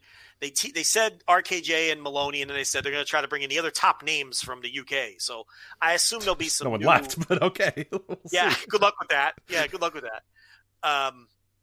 But so I just assume there'll be new names in the mix in this one, or maybe they did tape all of this at the same time too, and it's just going to be Shaw Samuels and I don't even know who, Kyle Fletcher, and I don't even know if there's 8 guys honestly that are heavyweights. So they have to bring in a few new ones. But look, the way that RevPro's been booked, I think it almost helps them to have to do 5 shows at once. Yeah, more companies should have to do this. I love this. This is old school, man. This is like we always talked about. Like back in the day, you're running a house show loop or whatever in WWE. Like that you had to you were either going to tape a bunch of shit all at once. I mean, the Raws, they used to tape multiple Raws in one night. They used to tape multiple shows in one night. They would cut promos for things going a month down the line. They would cut backstage stuff for months down the line, and it forces you to say, hey, what's our fucking story? What story are we sticking with? Who's winning what titles? Who's winning what matches? You're probably better off. You're better off not having to think week to week. Just say, all right. Because you have, we've got these 14 people to work with, and we've got to build 5 shows around these 15 people. So let's come up with stories for everyone. And that's what they did. Right. They probably go to the last show. Where do we want to go with this guy? How do we want, what's the final night going to be? Okay, how do we get there with these guys? That is book backwards. I love that shit. That's wrestling to me. That is awesome. I wish more wrestling did that. It's probably easier for people to do it this way. And that's probably why it came across. Because listen, RevPro was never a company that got praised for their booking. No, not at all. Okay, a lot of bullshit finishes and WWE just attitude era. Yeah, a lot of attitude era bullshit. So and stuff that would make sense, but then it would frustrate you because then it wouldn't. This has been the best book stretch of RevPro ever. And I think it's because whoever's doing it, they had to get in a room, they had 15 names to work with, and they had to lay out stories for all of them, and then they did it all in one day. And it's worked, and it's been just so, the logic has been impeccable because they just laid out all 5 shows. They knew who had to work. And it's indie wrestling. You never know who you have from show to show half the time. So that makes it difficult too. Here, they knew who they had for the next 5 months. Here they are. Lay out the shows. Write a story for each person. Who do we want to elevate? How do we do it? Where do we want to, like you said, what are the endpoints we want to get to? Okay, now let's book backwards and get there. And I think that's why I have faith that whatever this tournament, and they're doing double elimination because they're stretching it out because they don't know when this COVID shit's going to end. So you tape as much as you can, and, as long as these people are tested and, kept in a bubble, I don't give a fuck. Yeah, I don't care, dude. They can wrestle, every week in their little bubble if they want to. Yeah, I don't care. They could have filmed the 27 wrestling shows over a weekend span. Who gives a shit? Yeah, if you're bubble, I don't care. And they claim that they tested. They claim that they were in a hotel bubble. I'm good with that. If we find out they're lying and they're being irresponsible or whatever the fuck, all right, let's have that conversation. But, if they're testing everyone and then keeping them in a bubble, I don't give a fuck. Keep taping them because I'm enjoying them. Yeah, I like the hell out of them. So as long as no one's getting hurt, no one's getting sick, and no one's spreading the virus, I'm good. Yeah. So, all right. Well, we'll have to see. I mean, I guess they're going to slow roll the announcements of who's in the tournament, but RevPro remains. I mean, look, if these shows stunk, I'd stop watching them and stop reviewing them. Yeah. But they've been good every time, so we're going to keep talking about them until they stink. All right, and that is it for us here on Voices of Wrestling. Again, voicesofwrestling.com, at Voices Wrestling on Twitter, voicesofwrestling.com/Discord to chat with us. Of course, patreon.com/Voices of Wrestling. $1, $5, $10 tier. $10 gets you everything, including these live shows. So you could have listened to this show live gives you every other live content we do. $5 gets you all the other upgrades. As we mentioned, patreon.com/voices of wrestling or voicesofwrestling.com/patreon, whichever one you'd like. And that's it for us. So for Joe Lanza, I'm Rich Craich. We'll talk to you next time on the Voice of Wrestling Flagship Podcast. Take care.